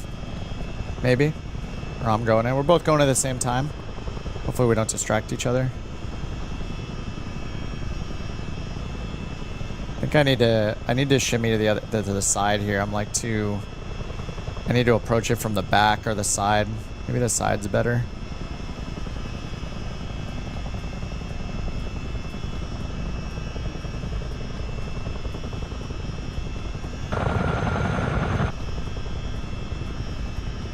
It almost looks like it wants me to go... I don't know. We'll see. I mean, we don't have to actually land, so it doesn't matter. As long as we... as long as we touch the pallets down or the nets down, we're good.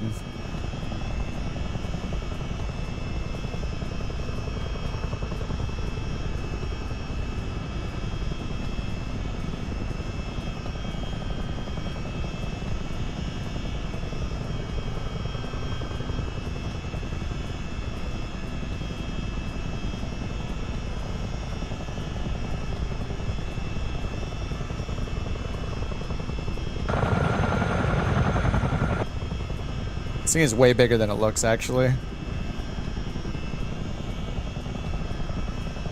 Alright, a little more forward.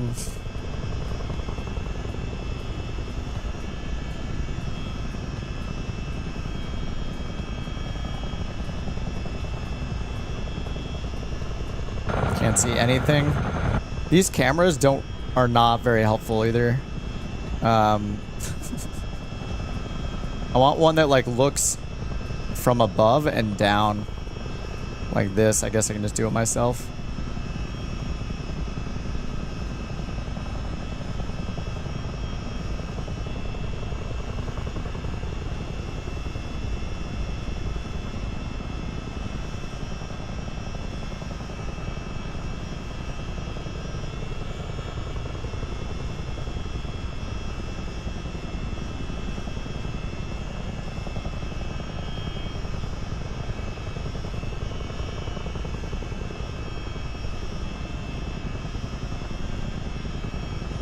Oh man, come on.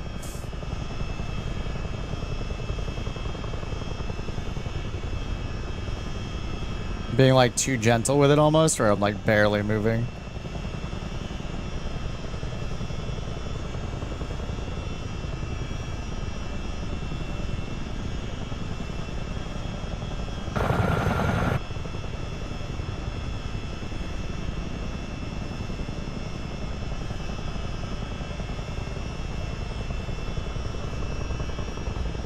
It's so gusty.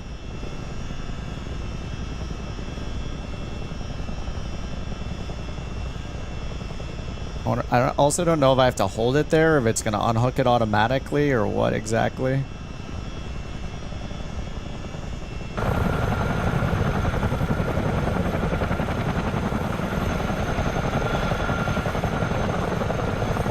Did that count?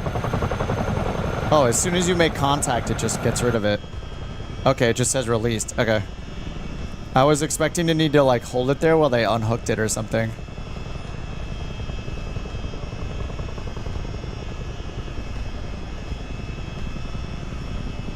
It's almost a little too easy to release it. Alright, Pryfly. Oh, did you already do it, Pryfly? I forgot, I can't... It doesn't show our cargo independently. So on my screen, you still had yours.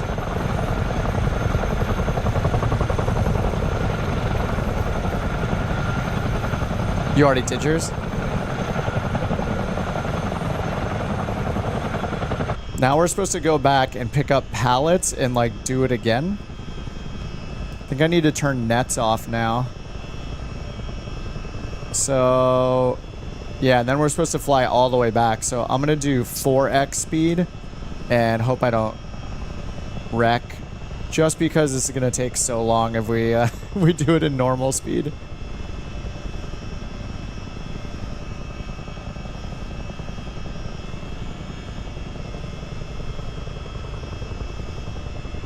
All right, 4x speed, helicopter action.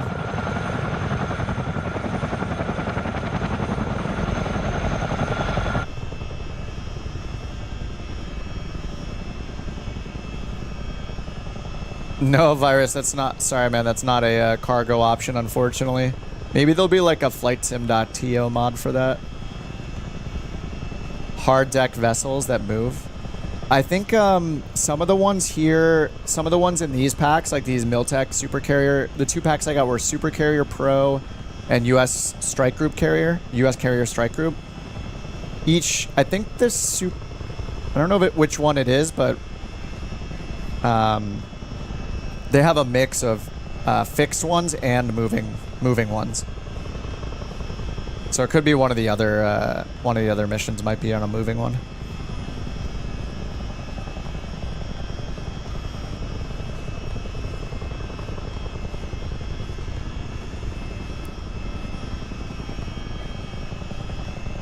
Oh, just look at Pryfly to know when it's released, yeah, because his will disappear. True. Hacks.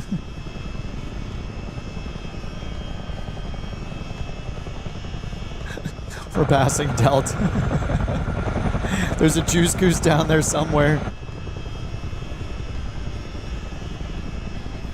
Alright, we're going high bye. We're going 4x speed just so we can actually complete a mission to see how it is. Whoa. The heck? Whoa, whoa, what is going? Ah! No! Oh my god, we're still in 4x speed. Why did it just do that? Uh-oh. I gotta get my hands off the... Oh man, what the... What was that? That was super weird. Butter. Dude, what just happened? Okay, let me see what it says in the mission now. I don't understand. Is it, I don't know what that just happened. What just happened? Yeah, did it start me over? Oh, you think it detected it? Maybe. Yeah, maybe that was it. What are you supposed to do when you get to the ship? I guess call down for like a life preserver or something. All right, let's land this thing, and I want to try one of the different types here. It caught me cheating. Yeah, possibly. I wish it told me though.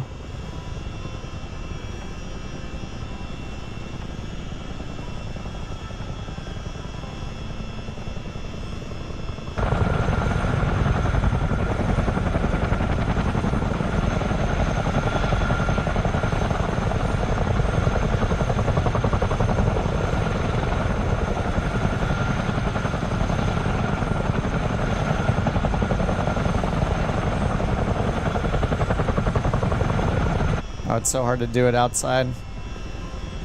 At least from that angle. There we go.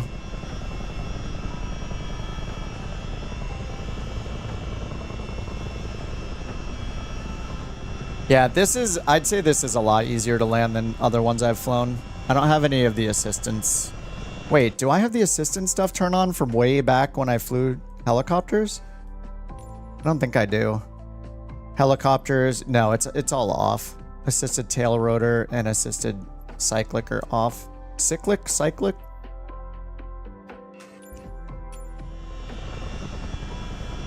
Alright, that's all good. Alright, let's look at one of the other ones. I think we get the idea with the hoisting. Well, there's a UAV delivering one. And then I guess you can just carry whatever you want. I guess if you want to like make up your own missions, you could just... I guess, yeah, it's kind of nice. Like if you want to do like, okay, my mission is to... you know, bring a Humvee from one military base to another. I wonder if there'll be support for this in like On Air or Neofly where you can generate missions. I think Neofly has some military style missions, and there are military jet missions in On Air, but I'm not sure about the helicopter side of things. All right, it says this at the hook to tandem.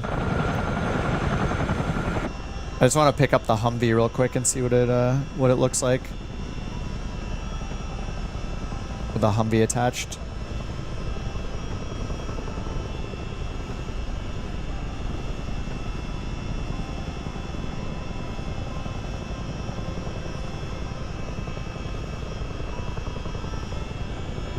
34 seconds? You crazy? Keep steady for 34 seconds.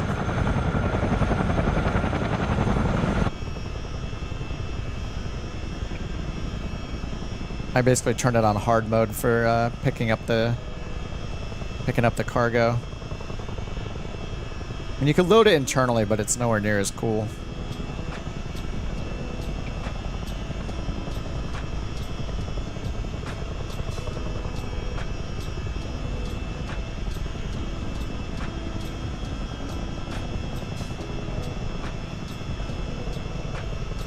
Oh my god. Get in there.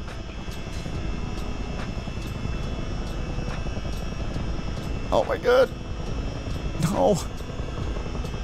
It's so weird how when you feel like you hardly make any changes at all and it just freaks out. So that's the nature of what the downwash or whatever it's called. And then you overcompensate for it because it's not doing anything, and then suddenly it just goes crazy and you can't hold it there. Yeah, no.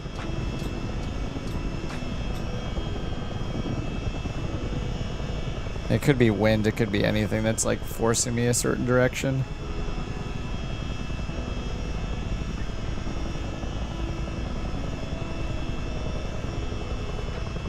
Oh no. 15 seconds. 35 seconds. Yeah, see, tiny corrections don't work though, because it'll just randomly start pushing you in one direction if I do nothing. And then once, yeah, it's really, really hard. It's that whole downwash thing or whatever where, like, it's so unpredictable. That's the thing about helicopters. I don't understand how anybody can fly them in real life with how unpredictable everything is. Like, it just throwing me forward even though I'm not hitting forward on the stick, you know? Like, I'm literally making no change and it's forcing me a different direction. Like, why is my momentum stopping? It's just super weird.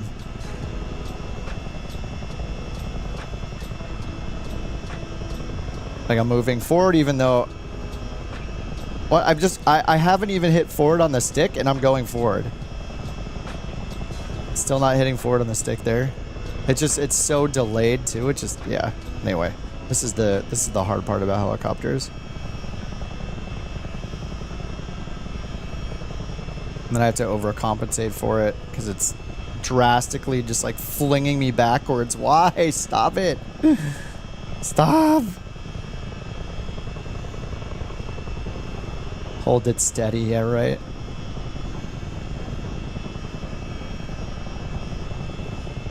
Oh my god. I mean, I shouldn't have turned on hard mode, but... Okay, wow, that was super steady. Easy. Yeah, inherently unstable, yes. An excellent design. Alright, there we go. No, I'm not going to turn off the downwash setting. It'd be too easy. I want to complain about it instead. Alright, we got a Humvee.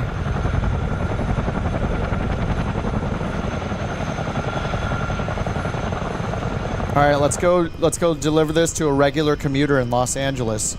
We're bringing you your Humvee, sir.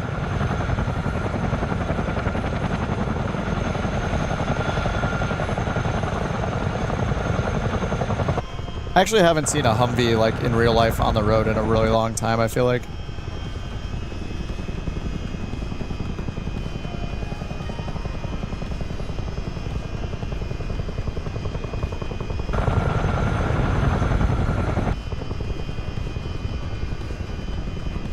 Alright, let's see what kind of angles this thing can take before it flies off.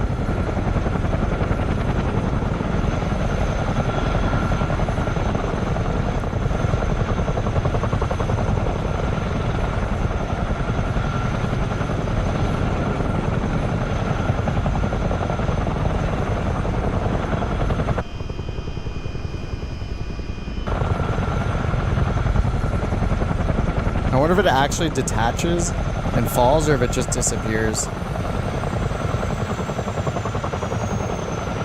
I'm guessing it's just going to disappear. Alright, maximum speed. Yeah, oh, it just disappears, yeah. Too bad. Oh, shared cockpit ride in the Humvee, yeah. Okay, let's try one of the other missions. Let me set this down in an extremely violent and unrealistic way before we teleport to the new location.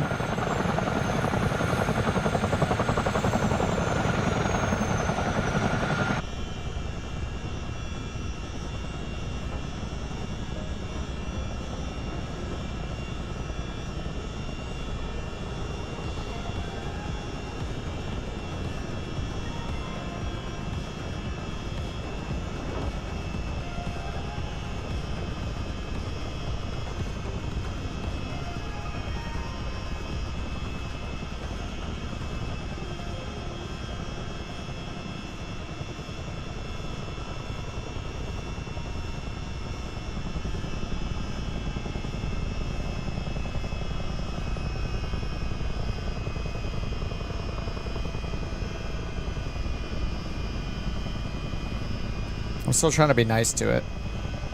There we go. Alright, next mission type. Let's see what we got. Alright, we got rescue, Alaska roadside rescue. Man, I wish there were more. It seems like making each of these tabs is the hardest part, where you're making an entire type, like firefighting or rescue, and then after that you just need to pick some random locations. Maybe they'll add more in the future. Alright, there's rescue, roadside rescue.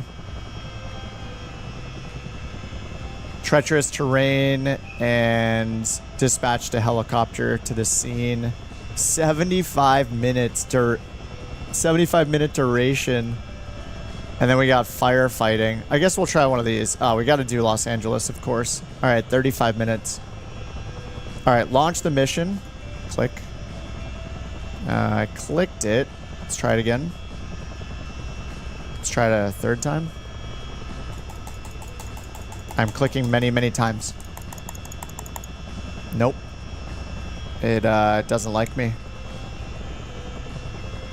The heck? What? Canada active? Wait, what? I can't do the LA one, I guess.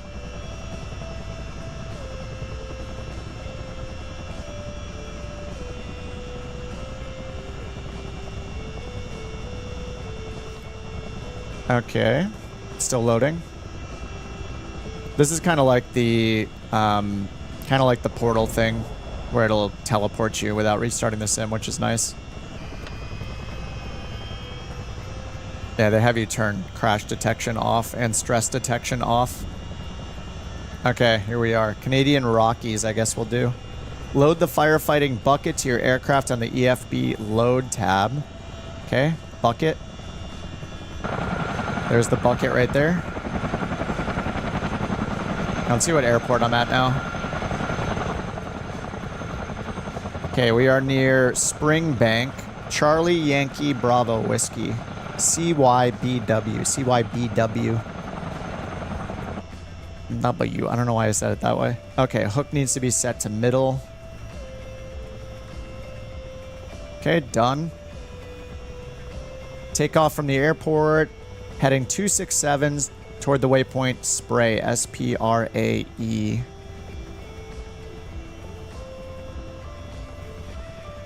S-P-R-A-E. Activate.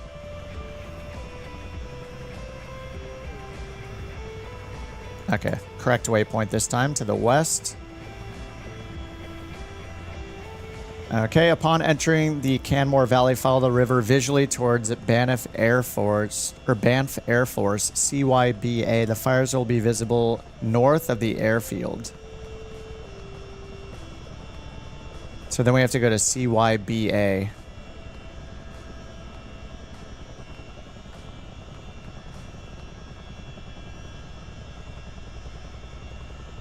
All right, CYBW. I gotta put in a flight plan then. CYBW. Then Spray. S-P-R-A-E. R-A-E. And then follow the river visually towards Banff Airfield. I'm just gonna put in the waypoint anyway. CYBA. Did we just... It just shut down? Oh, we out of fuel?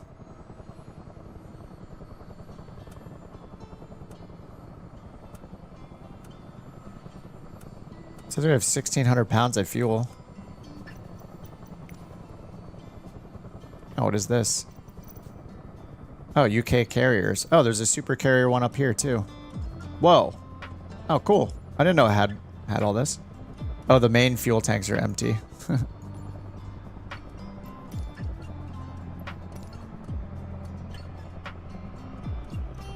Let's see if it's, is it starting up again?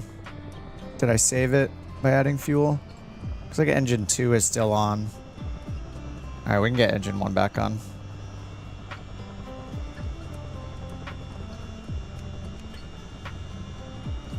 I hope so. I left the starter on 2 that whole time. No wonder engine 2 is on.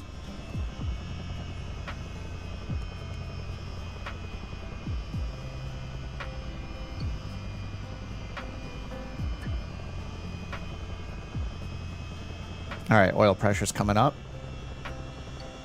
And N1's coming up. Past 10%.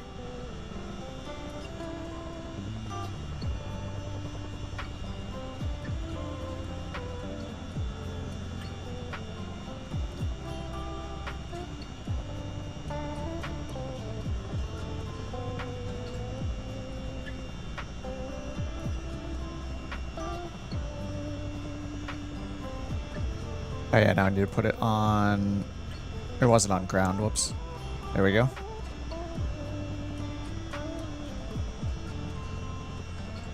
No crossfeed? Do I need this one on too? Or the hydraulic... I think the hydraulic crossfeed or transfers were both on. Crossfeed is open here. Oh, did I turn the pumps off? I turned the pumps off. Smart. There we go. Only you can prevent forest fires. I hope it's got a cool effect when we drop the, like, fire retardant on it or whatever.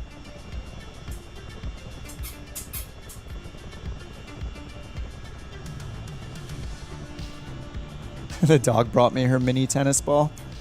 I don't know if you guys hear those weird sounds in the background. Okay, that looks good now. And it's going to still... Oh yeah, once we put it into flight, it'll rise even more. Okay, generator on, and now I can turn... Let's see, these are off still, right? Yep. I think we're good. And the APU is already off. All right, I think we're good with 2 engines now. Yeah. And the fuel is up. I should turn this to forward maybe, or main.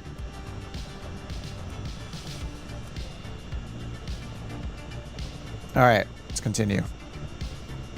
Yeah, then CYBA. Add that here. BA. Okay. All right, then it says proceed to Lake Minnewanka, closest lake to the east of the fires, to fill the firefighting bucket. Must be less than 20 feet above the ground for 3 seconds for the bucket to fill. That's cool. Fly directly above the fires to extinguish. The water will be dropped automatically. Approach them at low speed. Repeat until all the fires are extinguished. All right. Parking brake is on, which is what we want. All right, so we need to pick up the bucket first.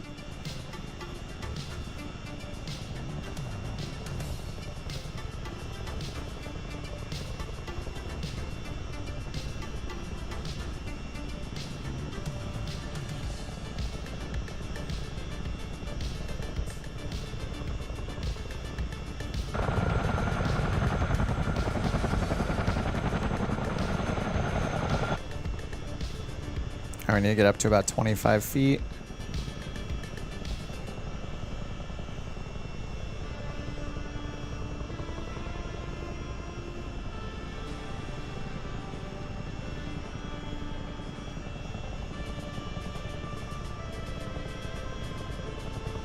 All right, 27 seconds, no problem. Oh, failed. All right, just to save time, let me turn off the randomized hook time.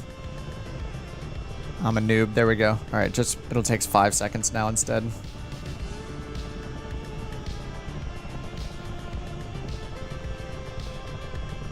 Oh, I can barely do the 5 seconds. Okay, hooked. Easy. Nice.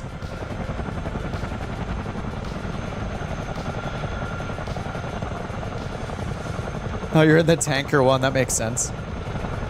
Is that Pry Fly again? I could wait for Pry Fly to get his bucket. Or it's FX.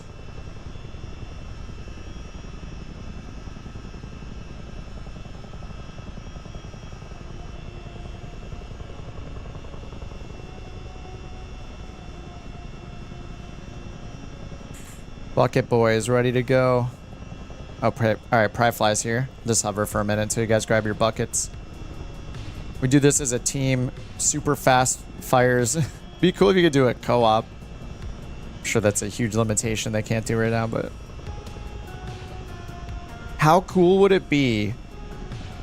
Okay, hear me out. This is gonna sound insane. I'm sure you're all thinking the same thing though. Like if Microsoft took this in an MMO direction and they made it so fires were actually like happening naturally, and they got fire data where wildfires were, then you could do cooperative firefighting and stuff like this in planes, you know, and things like this, and Chinooks flying with other people to collectively try to put out the fires. Kind of like in Helldivers, how you're collectively attacking the aliens or whatever, the bugs or the automatons. Like, how cool would that to be? Have like global goals that are ongoing all the time, and you just show up and there's like dozens of planes helping put out the fires in firefighting. Be so cool.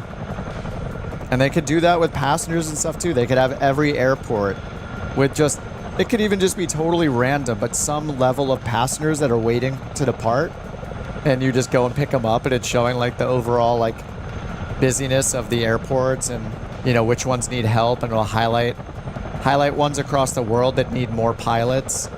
Even if it's like just the most basic thing, it doesn't have to be this super involved system. It could just be like almost randomized in a way, but just to give you those like collective goals would be so cool.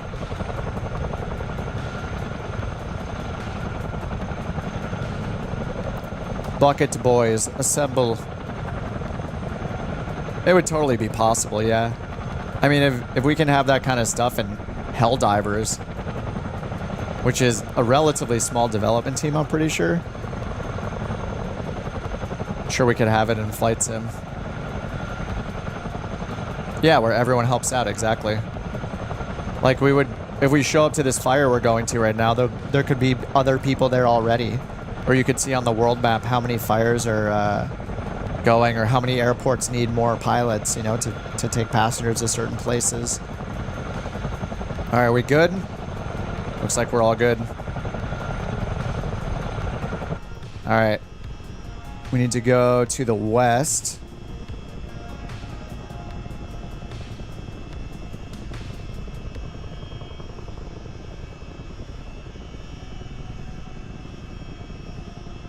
I wonder if there's a speed restriction on this one too. There probably is. I'm guessing it's still the 150 knots or 125 knots. ATC nightmare. I mean, we wouldn't have ATC, but I mean, ATC can already handle. I mean, nobody really uses the Microsoft Flight Sim ATC anyway, but I mean, it would definitely be doable. It would be really cool if they approached it that way, and people that want to participate in things cooperatively and not have to have career mode add-ons and kind of making up their own stuff. Oh, did I lose it already? No, I haven't lost the bucket yet. I'm going pretty fast though. Maybe the bucket lets you go faster. I think I just went more. I think I would just went faster than 125.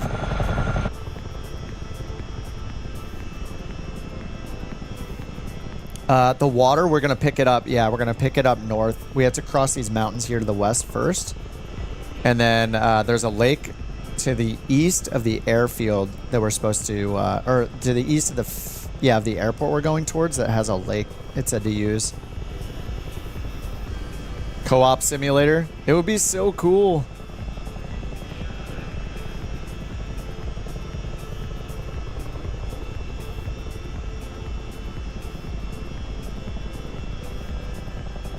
I mean, people could just opt out of it, of course. Like, they don't have to do it if they don't want to.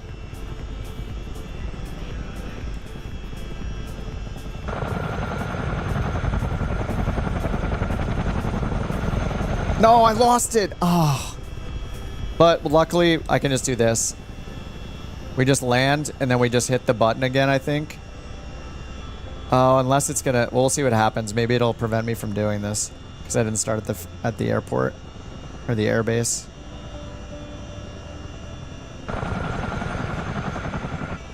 Alright, well, at least I know now. It's the same rule.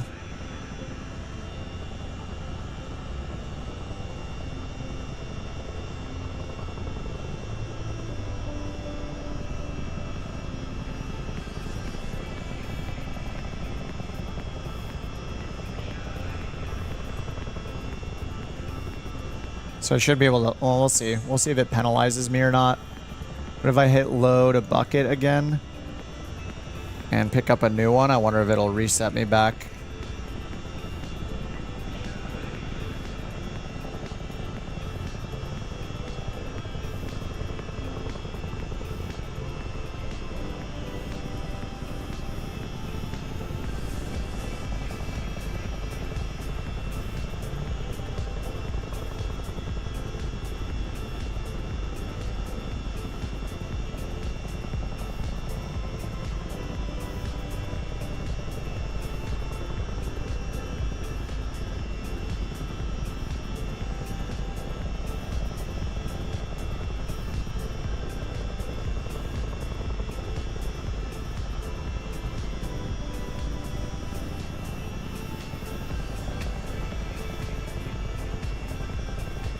It's so hard to pick things up. Okay, there we go. All right, that's pretty steady. All right, hooked. There we go, okay. All right, let's try this again.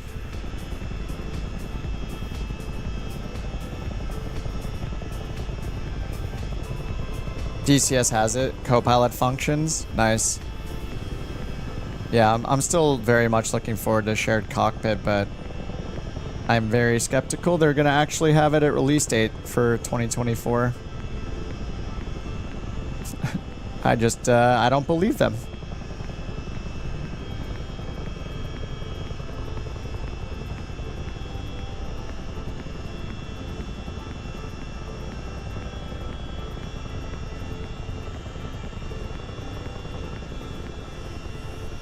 I wonder if there'd be a portion of people that would want to be a passenger on a plane and not even fly. I mean, they'd obviously be simmers themselves, but like on the down times when they're like not wanting to fly, but they just want to have something on in the background or go with a friend who's flying, you could just hop in their A320 with them as a passenger, roam around the cabin, order drinks, you know. Order an espresso. Pretend to be world travelers. I'd be a passenger. Yeah, I think it'd be a non-zero number of people. Like every now and then they would want to do it.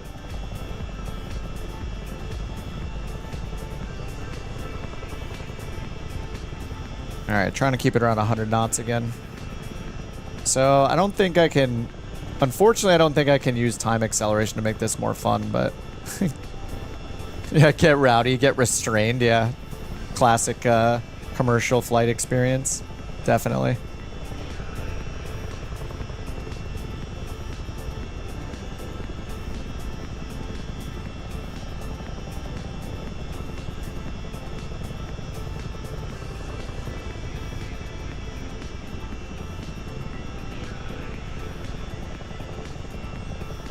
Get banned from the airline. Yeah, you actually can't be a passenger anymore. Sorry, you're gonna have to do you have to do some unpaid work for Delta before you're allowed back on the airline in the sim. Until then, you're restricted to fly on Spirit only.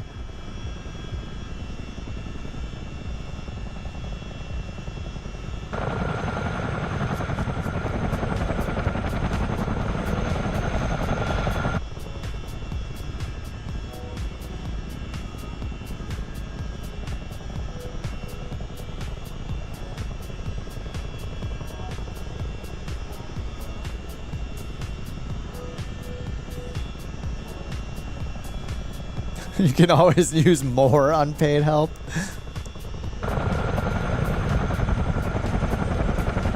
Yes, let's get it. Professional, we're professionals here. Professional firefighters.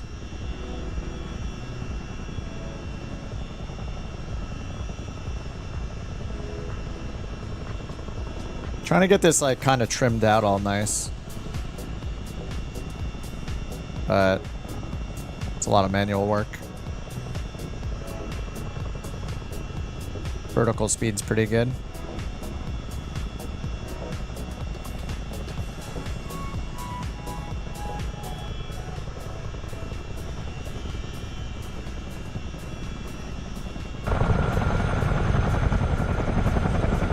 Oh, I took screenshots. Oh, yeah.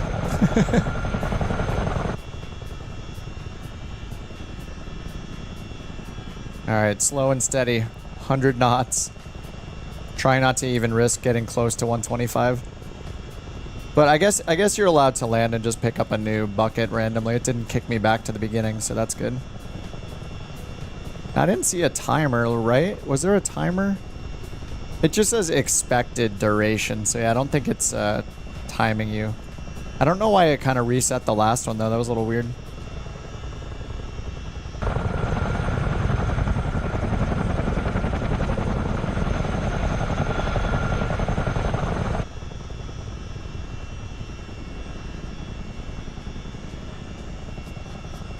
Yeah, let's see. It says follow the river visually. Yeah, take off towards waypoint Spray, which is like over the mountains over here, I think, or near them. Upon entering the valley, follow the river visually towards CYBA, so that's a little to the north. So I think we get over these mountains and then follow the river north. Proceed to Lake Minnewanka, closest to the east side, closest lake to the east of the fires, to fill the bucket and then go back and forth. It takes 3 seconds under 20 feet to load the buckets.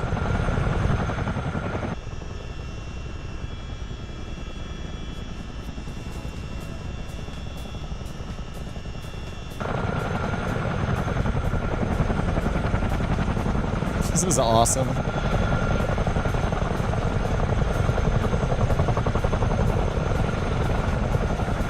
It looks like Orion is trying to catch up to us. I don't know if he's in the chat or not. Didn't FSX have auto hover? Somebody else will have to answer that. Yeah, I haven't looked through all the tech on this or anything like that. Extend light. Flare. No idea what the systems here are.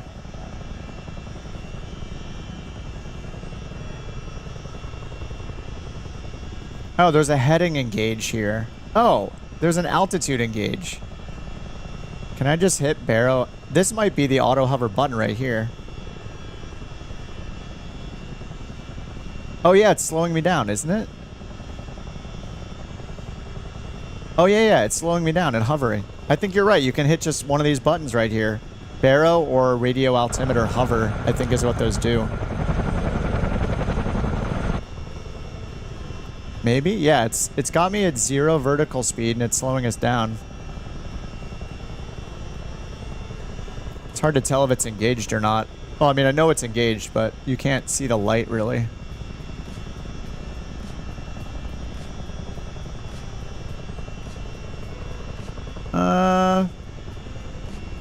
Oh, it seems like it was doing that? Okay, I think it just disengaged. And then I guess if you hit heading here, you can hold a specific heading. And is there, can I set there's a heading bug here. Heading engaged.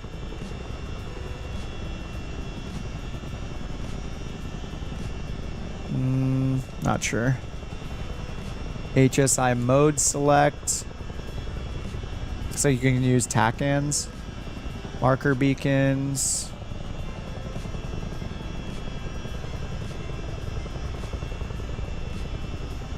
There are some buttons there. I'm not certain if that's exactly what it's for, but anyway, it looks like it's some sort of autopilot system down there. Yeah, I mean, there's a heading, a baro, and radio. I assume that's a baro and radio altitude hold mode. Alright, we still got the bucket.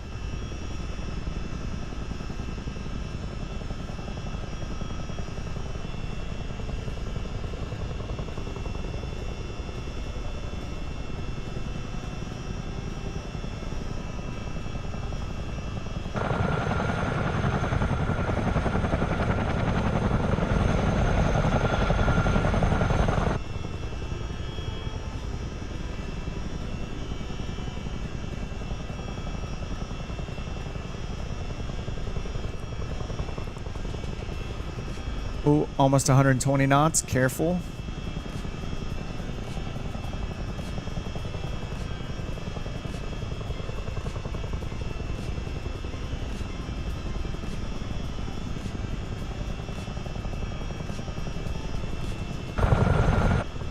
Bucket's still attached. How'd this dude get out there so fast?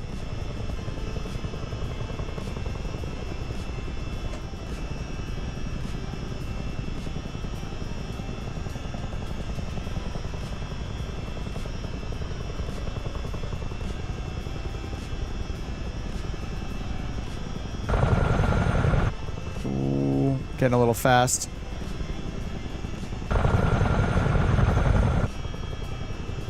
Okay, the bucket lives barely.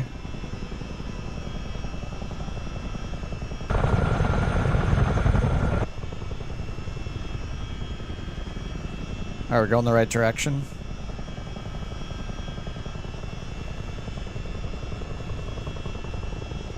These missions would be so much better if they were just closer. It's a little excessive how far we have to go. I wish you could like disable the damage at 125 knots. Yeah, it doesn't have that. It just has... Wait, does it? Hide pilot, pedo covers. These are all like the... You can attach skis. Nice. Oh, that's awesome. Alright, now we all have skis. Sand filters.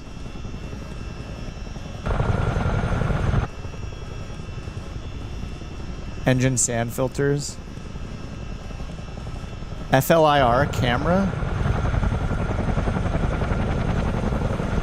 Right here in the front. Nice. That's pretty cool. Additional antennas, extra top and bottom antennas. Let me add all of these things. We'll have tons of antennas. Yeah, right up here on the top, I think.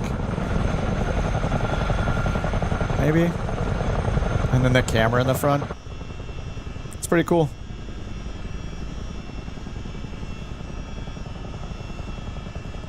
Attached chaffs and flares. Is it chaff? Yeah, it's chaff. Not the other pronunciation of that word. That's something different.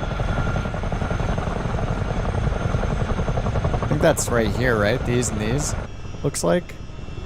Yeah, right on the side there. You can deck this thing out. That's pretty cool.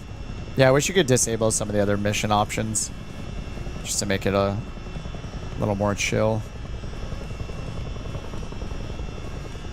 Make it so you can finish it a little faster.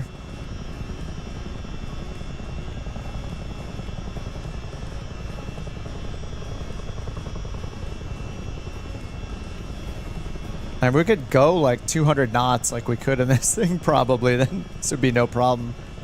Maybe the strat is just to fly all the way out there first at like 200 knots and then pick up the bucket like just in some random field. And then from there... Just from there start the mission.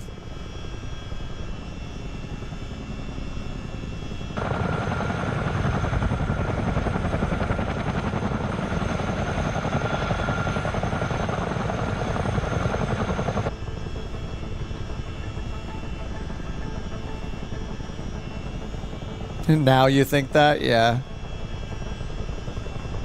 I just don't want it to... Like, what if it catches me and it resets it? I don't know.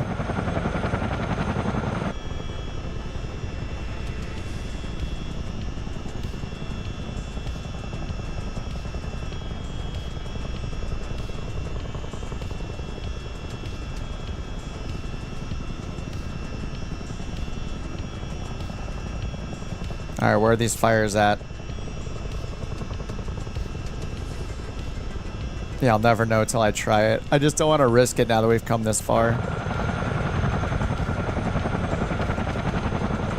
And I think this Orion guy over here is doing it.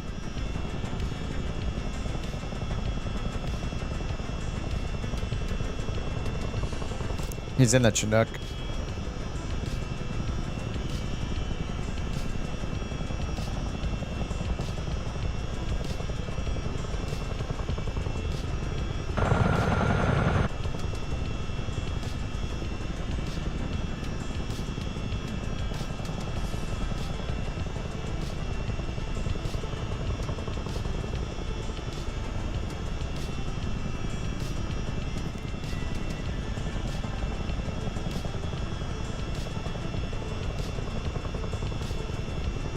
I think we could have just went straight through this part here, huh?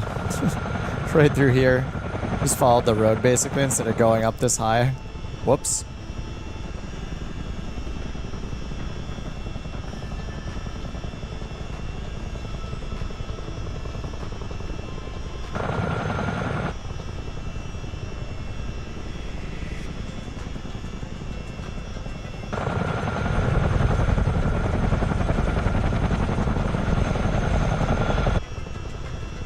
Dun, dun, dun, dun, dun, dun, dun, dun, dun.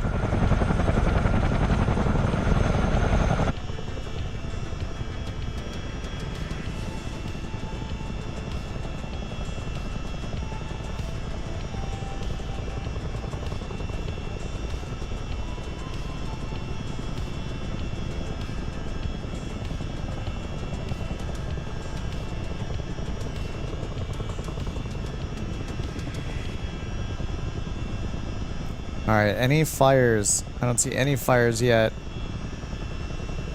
I think they might... I wonder if they're up in the mountains. Or like on the side of the mountain. You like the way they sound from the outside, yeah. Yeah, the sounds are pretty great.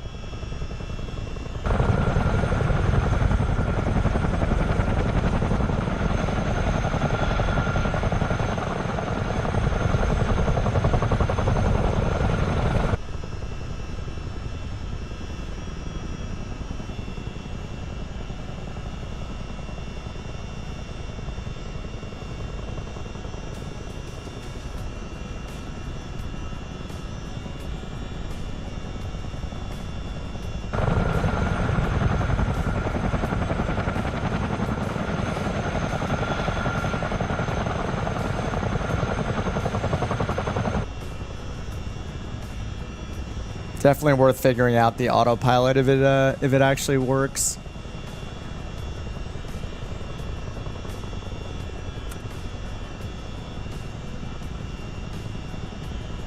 There, I hit engage on both of those. Maybe I'll hit the barrow altitude engage.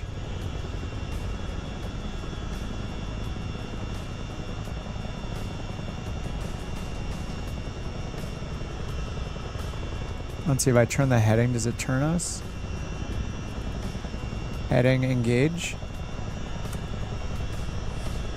Doesn't look like it's turning us based on this heading at least.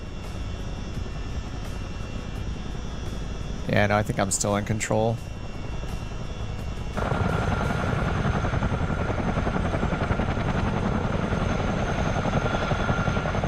Where are these fires at? Is it really that far away still?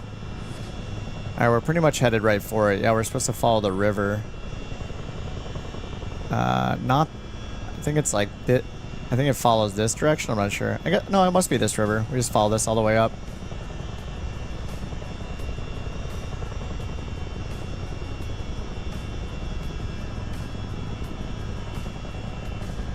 Yeah, how could there be a fire? Yeah. The lake's frozen. The GD lake is frozen. Yeah. Yeah, that guy Orion is probably doing them. Yeah. Oh, yeah, I see him over there on the side. There we go. Nice. Hey, they're on the green part at least.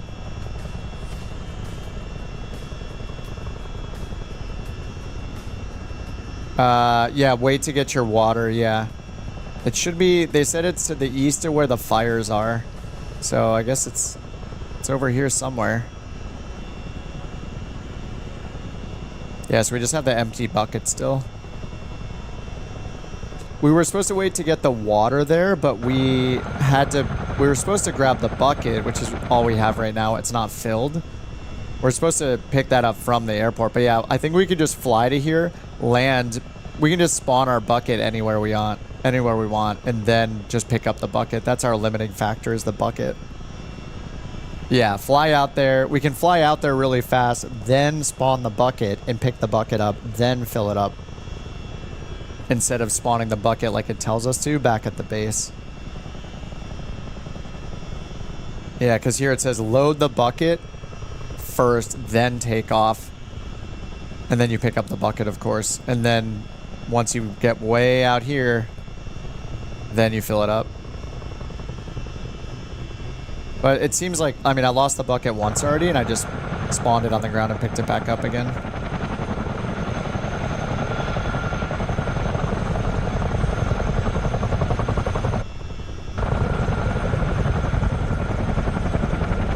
It's pretty cool flying all together, though, doing this.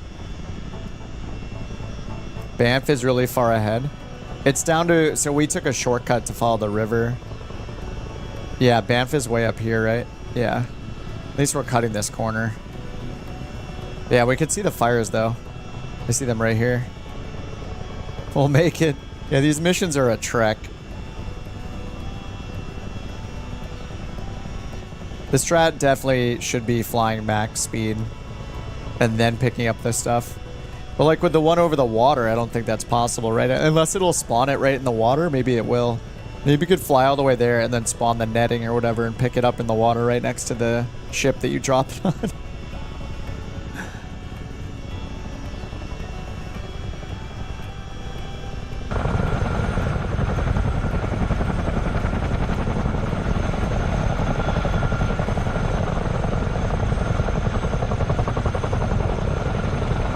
This is still pretty cool, though. The forest will be gone, yeah. We get there. There's just no more mountain. The whole mountain is burned down. Sorry, the entire mountain itself got deleted by the fires because you were so slow. See, this is what would be so cool, though. Like, there is another person here doing the firefighting missions. How do we drop the water? So once you hover over the lake, under 20 feet in altitude for 3 seconds, it'll fill the bucket. And then you just fly over and hover over the fire, and it'll automatically dump the water, it says. Yeah, it just says fly directly above the fires to extinguish. Water will be dropped automatically. Approach them at low speed.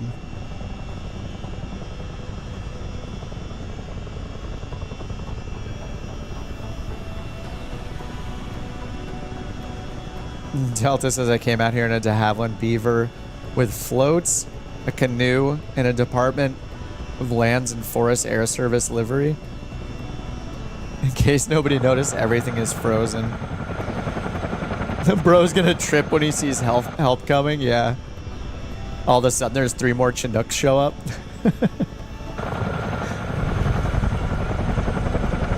Oh no, there's 4 of us. Jewel is here too.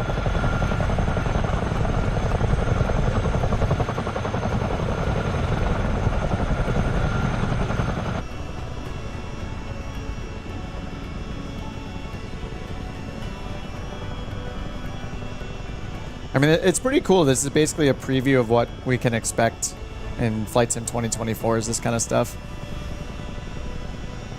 Pretty neat. Yeah, he's going over to dump his water right now. It looks like the lake might be right over this ridge here.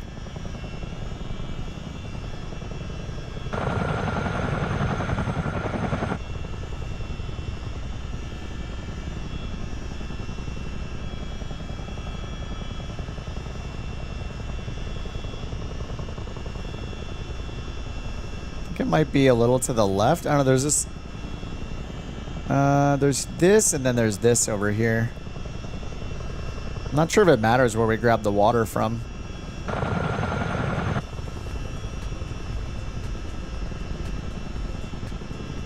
Josh's vision jet on the ground. Melting the ice, yeah. It's a team effort.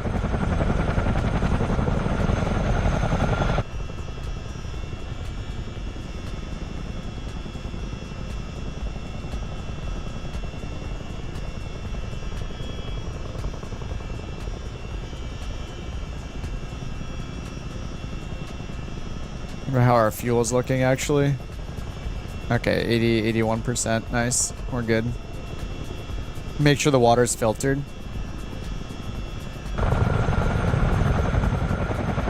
Just, you come over the ridge, there's just a gigantic bottle of Dasani with the cap off.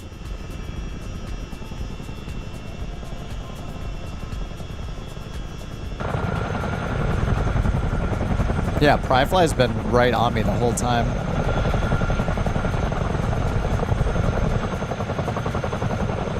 Is this the lake?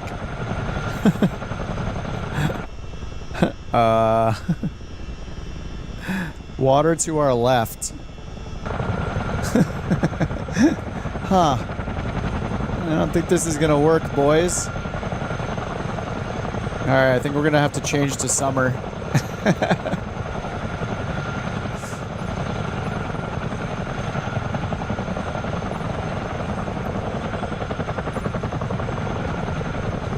Ah, there we go. Alright, there we go. That's much better.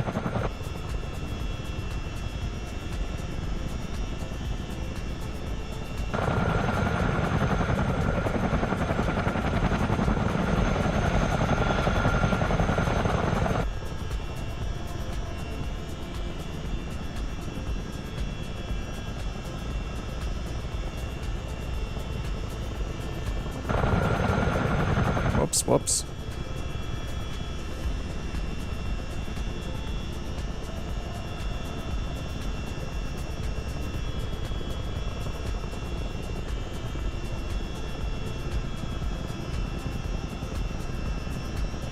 Yes, here comes Orion. He's coming back for his second run.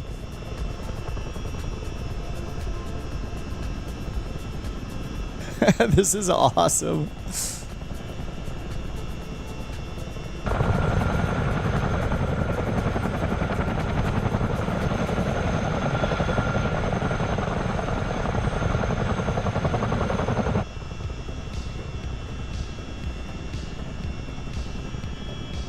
All right, under 20 feet to fill the bucket. Uh-oh. Whoa. Steady.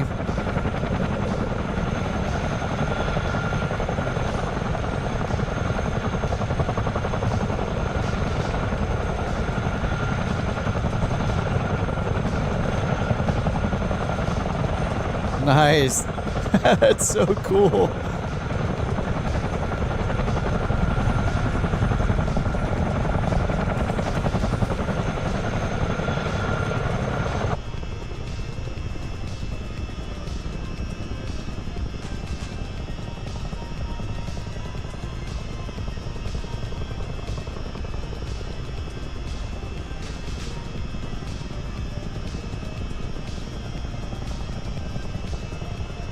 This is rad. Yeah, it's really cool how it actually fills up.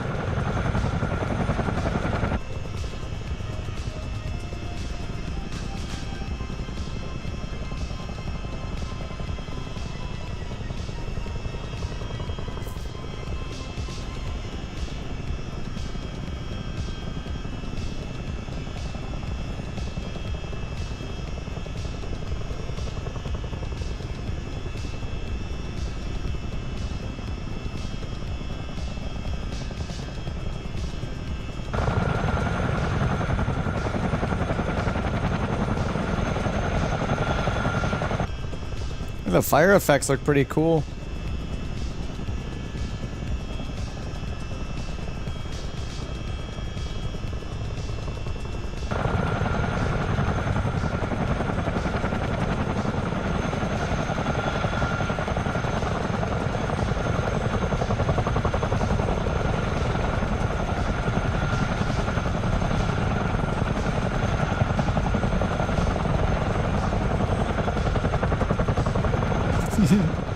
I don't know how far down you have to be.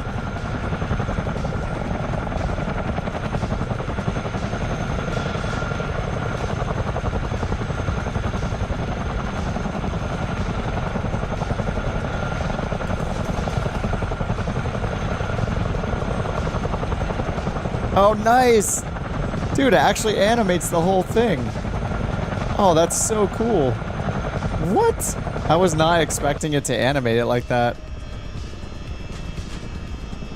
That was rad.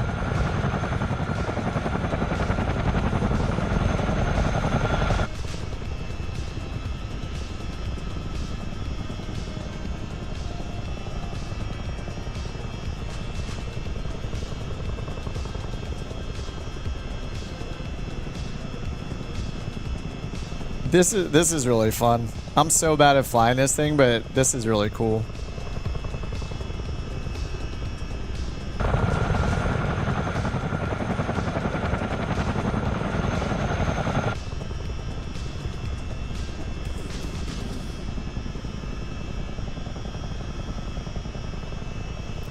Flight Sim 2024, eat your heart out. Yeah. You got competition, Flight Sim 2024. Competition is Flight Sim 2020. Oh no, I lost the bucket. I took it a little too fast and lost the bucket.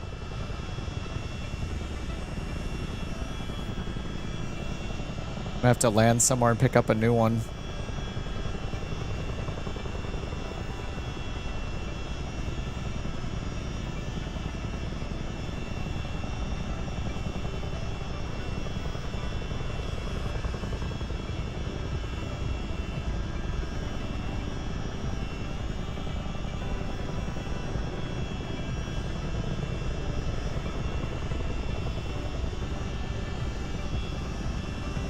Let me see if it'll let me like do it in the water or something randomly like that.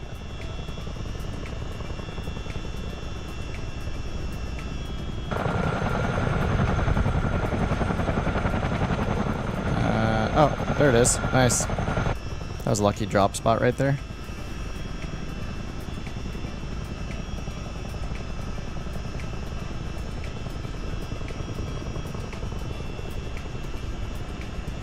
One of the third-party mods has a rescue training setup.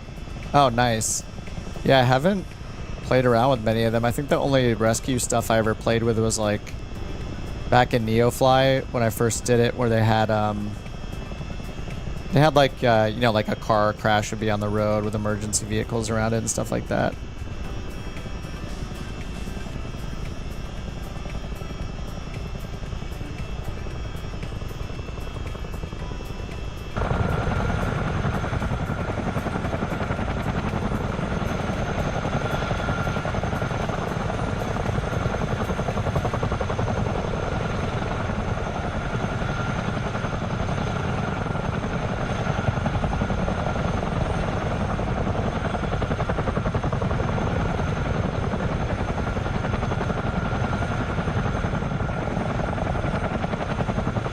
Yes, got it.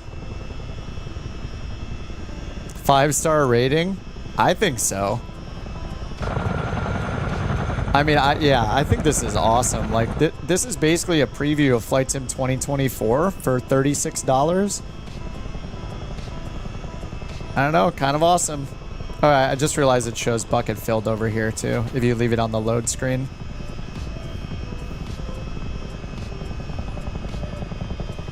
Yeah, I mean, this is awesome. I'm not even a fan and like a flyer. I mean, I'm not a fan of helicopters, but you know, I just don't like fly them a lot. But I feel like if you fly helicopters, this is incredible.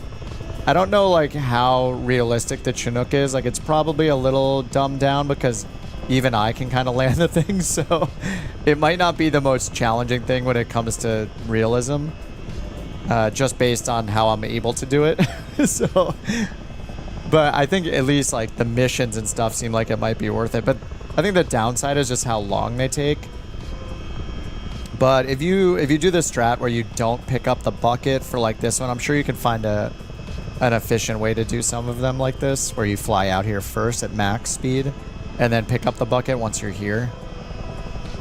That seems like the preferred strat.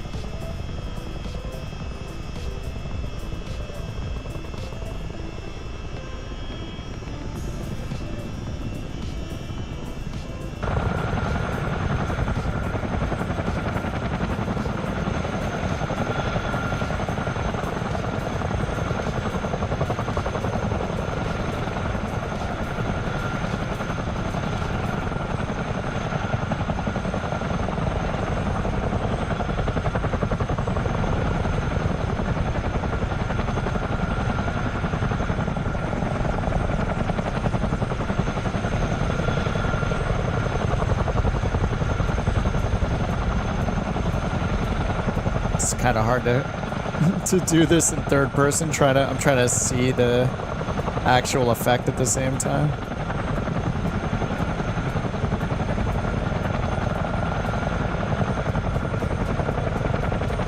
I thought you were supposed to like fly by it, but it looks like hovering is probably just easier.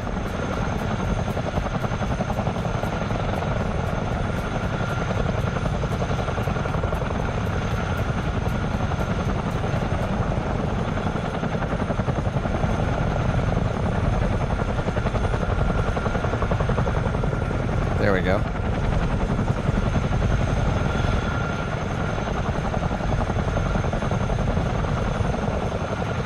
Oh, I see you guys dropping water too. Oh no, it just did it automatically, didn't for all of us. Yeah.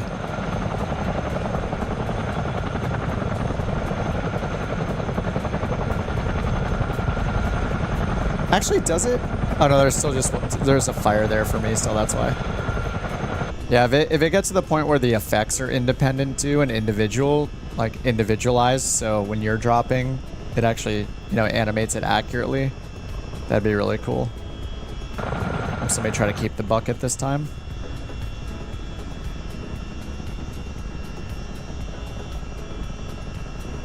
Yeah, this is really cool. Nice to see rescue missions of people. I wonder if you land... Yeah, there's a road rescue. There's a rescue mission one as well. And then there's also the military operations missions.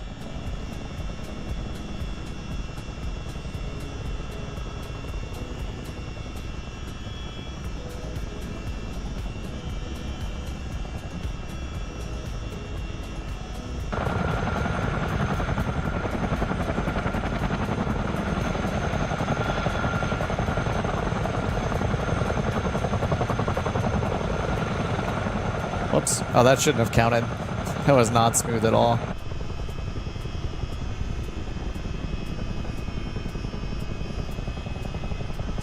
Alright, bucket filled. I think we just have one more.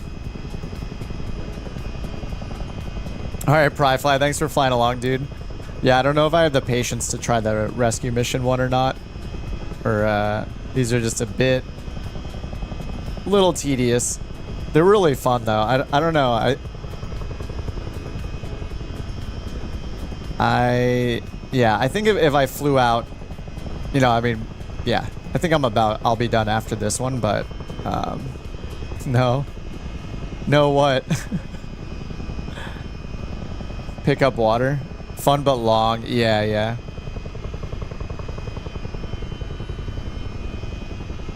Yeah, I think this is probably, I think if you like flying helicopters, this seems like kind of a worthwhile purchase. It's kind of expensive, but then again,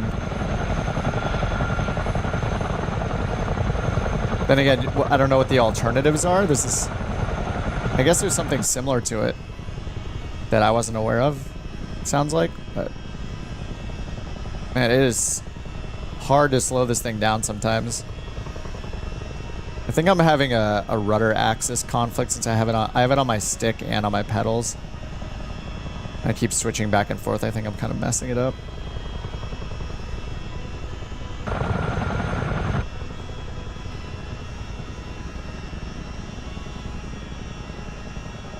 Yeah, active weather.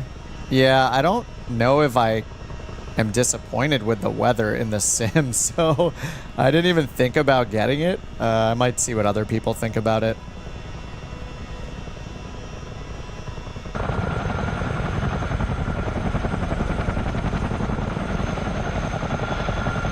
It's down there somewhere.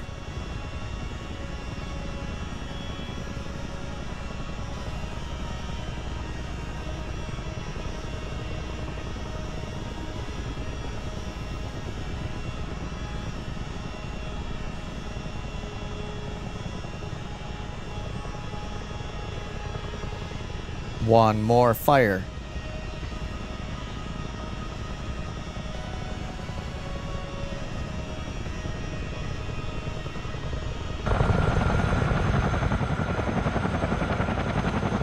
The fire animation's actually really good. I didn't expect it to be this good.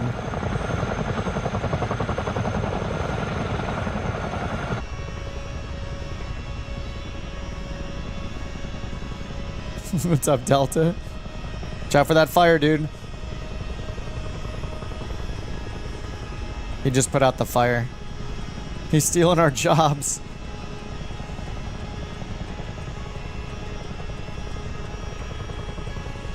Just curious about it? Yeah. Liked Rex will agree of the jolts and chains of weather. Yeah, that was the one bad thing about the Rex one. I wonder if Active Skies figured it out. He thought Delta was about to drop water. He's just here watching. He's not even helping us. He's here to provide emotional support. What is Delta even doing on Thursday anyway?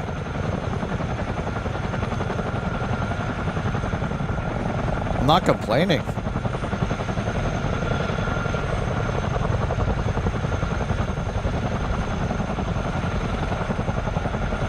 We're just like dipping the whole water bag in the fire. All right, fire. Oh, we're not close enough.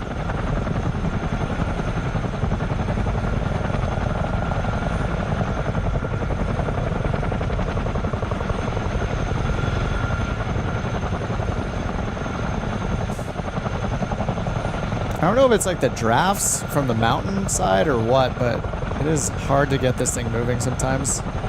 Oh no. Too high now.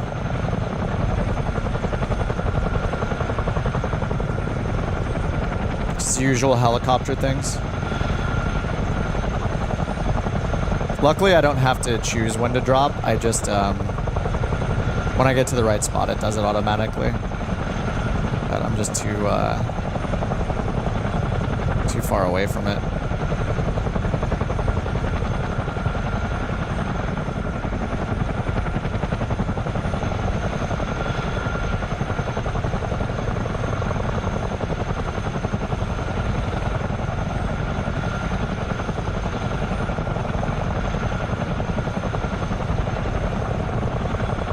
There we go.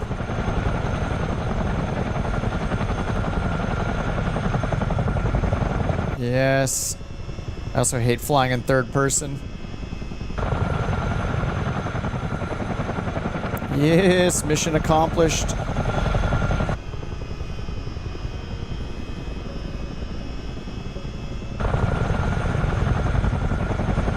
We did it. Whoa. Now watch just 10 more fires start. You missed us. You missed an ember. The fires are spreading. Just supervising. Nice to see you, Delta, in the sim. All right, we did it, right? It just says active. Optional, return to Springbank Airport. Fires are out.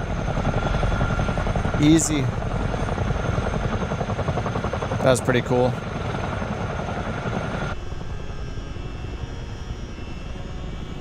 Regarding Active Sky, aiming to deliver what may be the most definitive alternative yet to the default weather depiction.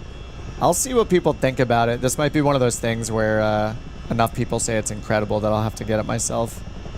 But I don't really have any complaints about the current weather system, so I'm always really happy with the weather we get, the cloud coverage. There's turbulence, there's updrafts and downdrafts, there's lightning, there's rain, there's mist and fog and haze, and like there's so much already to it. But yeah, I mean, I think the one thing maybe it could solve is like sometimes when we listen to a METAR versus the ATIS, we get a big discrepancy in like the winds or the levels of the clouds. So if it turns out to be a nice fix for that kind of stuff, it could be kind of cool.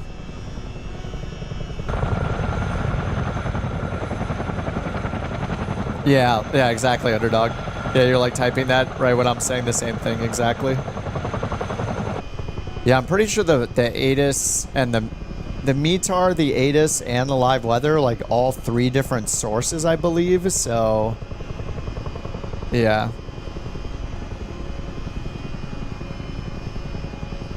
That would be very nice.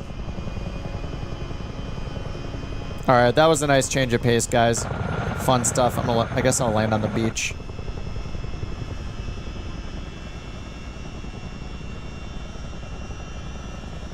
If it lets me use my rudder pedals. Whoops.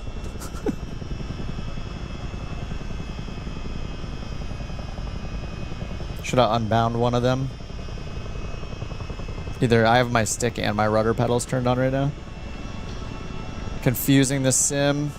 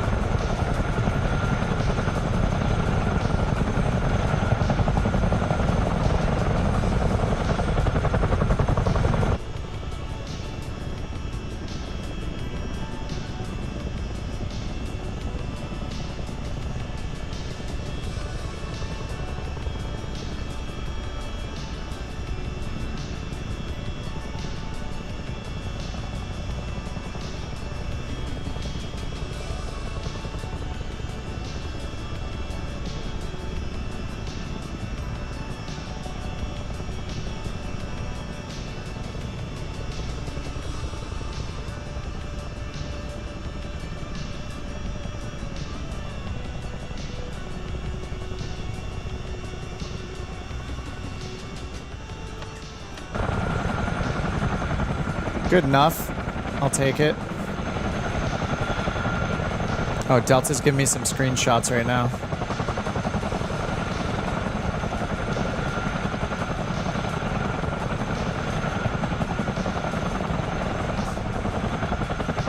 Beautiful.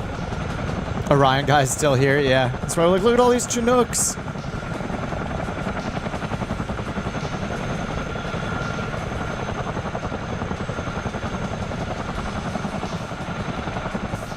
Good stuff. Yeah, I'm surprised how much I enjoyed it actually. Like I thought that it's probably I probably had more fun because it's not extremely hard to fly this thing. So maybe that'll disappoint some actual like helicopter lovers, but for me it's nice because I left engine starter 1 on the whole time.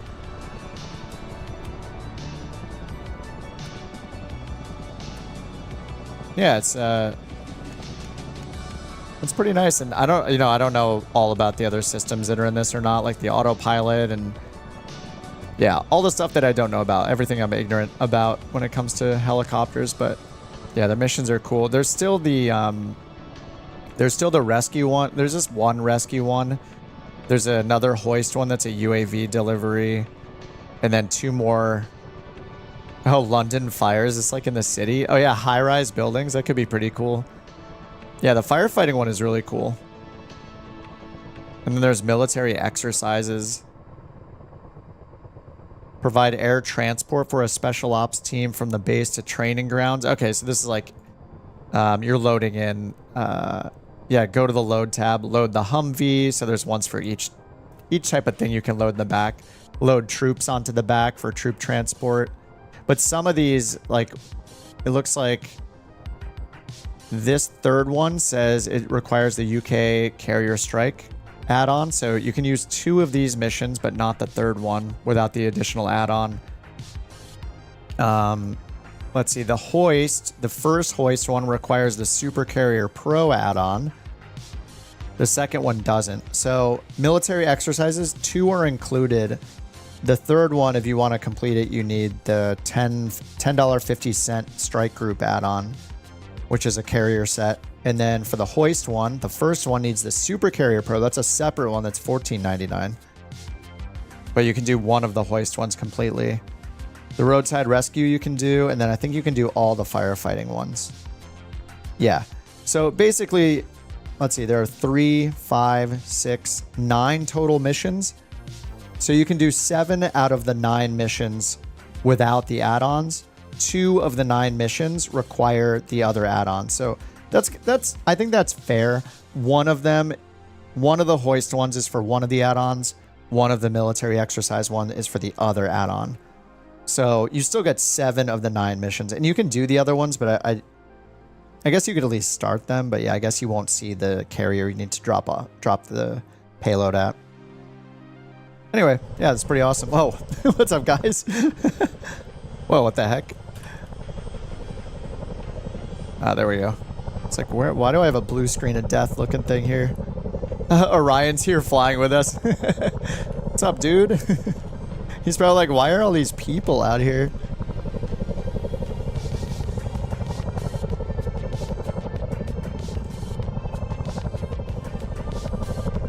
Good stuff. Orion came over to join the group. Yeah, he's like, oh, screenshots.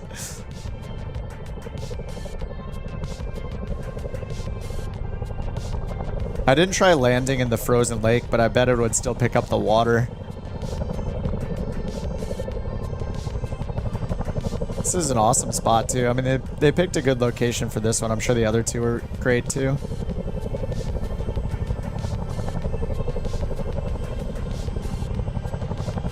Need to get, like, the super ultra wide out for this shot.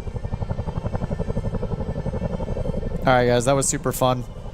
Alright, yeah, I wish it wasn't as expensive. Like, $36 is pretty expensive. But I guess you're getting a Chinook, you're getting 9 missions, and then all those cool cargo things, and like 16 liveries, and so it's not overpriced. I wish it was just lower so more people could do it, but maybe there'll be a sale someday. Alright, guys, that was super fun. I will unfortunately be gone the next 2 days, so I will not be on Saturday, so we'll miss our group flight. I might be on Sunday for like a non-group flight. See how tired I am after I get back from the wedding. But yeah, I'll be gone the next 2 days again. After that, I don't have anything planned in the near future. So I should the normal stream schedule should resume. But yeah, that was pretty cool. Thanks for grabbing the Chinook and flying along, guys. It was really fun. Telta says my expectations for this stream were shaky. Turned out to be a ton of fun. Yeah, I think the Chinook looks... it looks awesome. It sounds awesome. I'll let the helicopter experts say whether it's realistic enough for them or not, but... I don't know, I had a fun time with it. Alright, guys, have a great night. I'll see you guys probably on Sunday. Haven't had to put on a suit for a while, but it's all clean and ready to go, so it should be a fun time this weekend on the wedding. Alright, guys, hope you have a good night, a good Friday and Saturday, and I'll talk to you guys on Sunday. If I'm not beat, I'll see you on Sunday on a stream. Alright, dudes, thanks for flying along. Pryfly and Jewel and FX, Delta. Fun stuff. If you guys do the rescue missions, it'd be cool to see screenshots if you want to throw them in Discord. Curious if it's if you like see the patient like waiting or something and they load them in the back. I know there's the medvac choice there when you do the loading. See if I can get this camera centered on Lake. Oh, Lake Pilot's here too. Sorry, dude. I forgot to mention you. Sorry, man. And there were a bunch of us. There were 5 of us then, or 4 of us in Chinooks?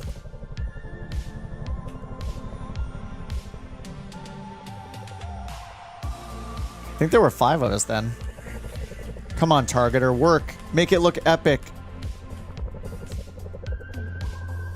It's gonna be the absolute last one in the list. Come on.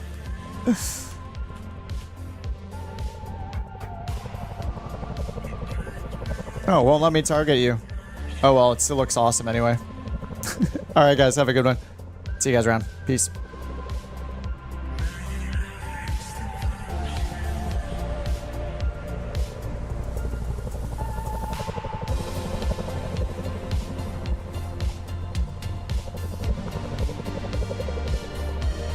See you, Soul.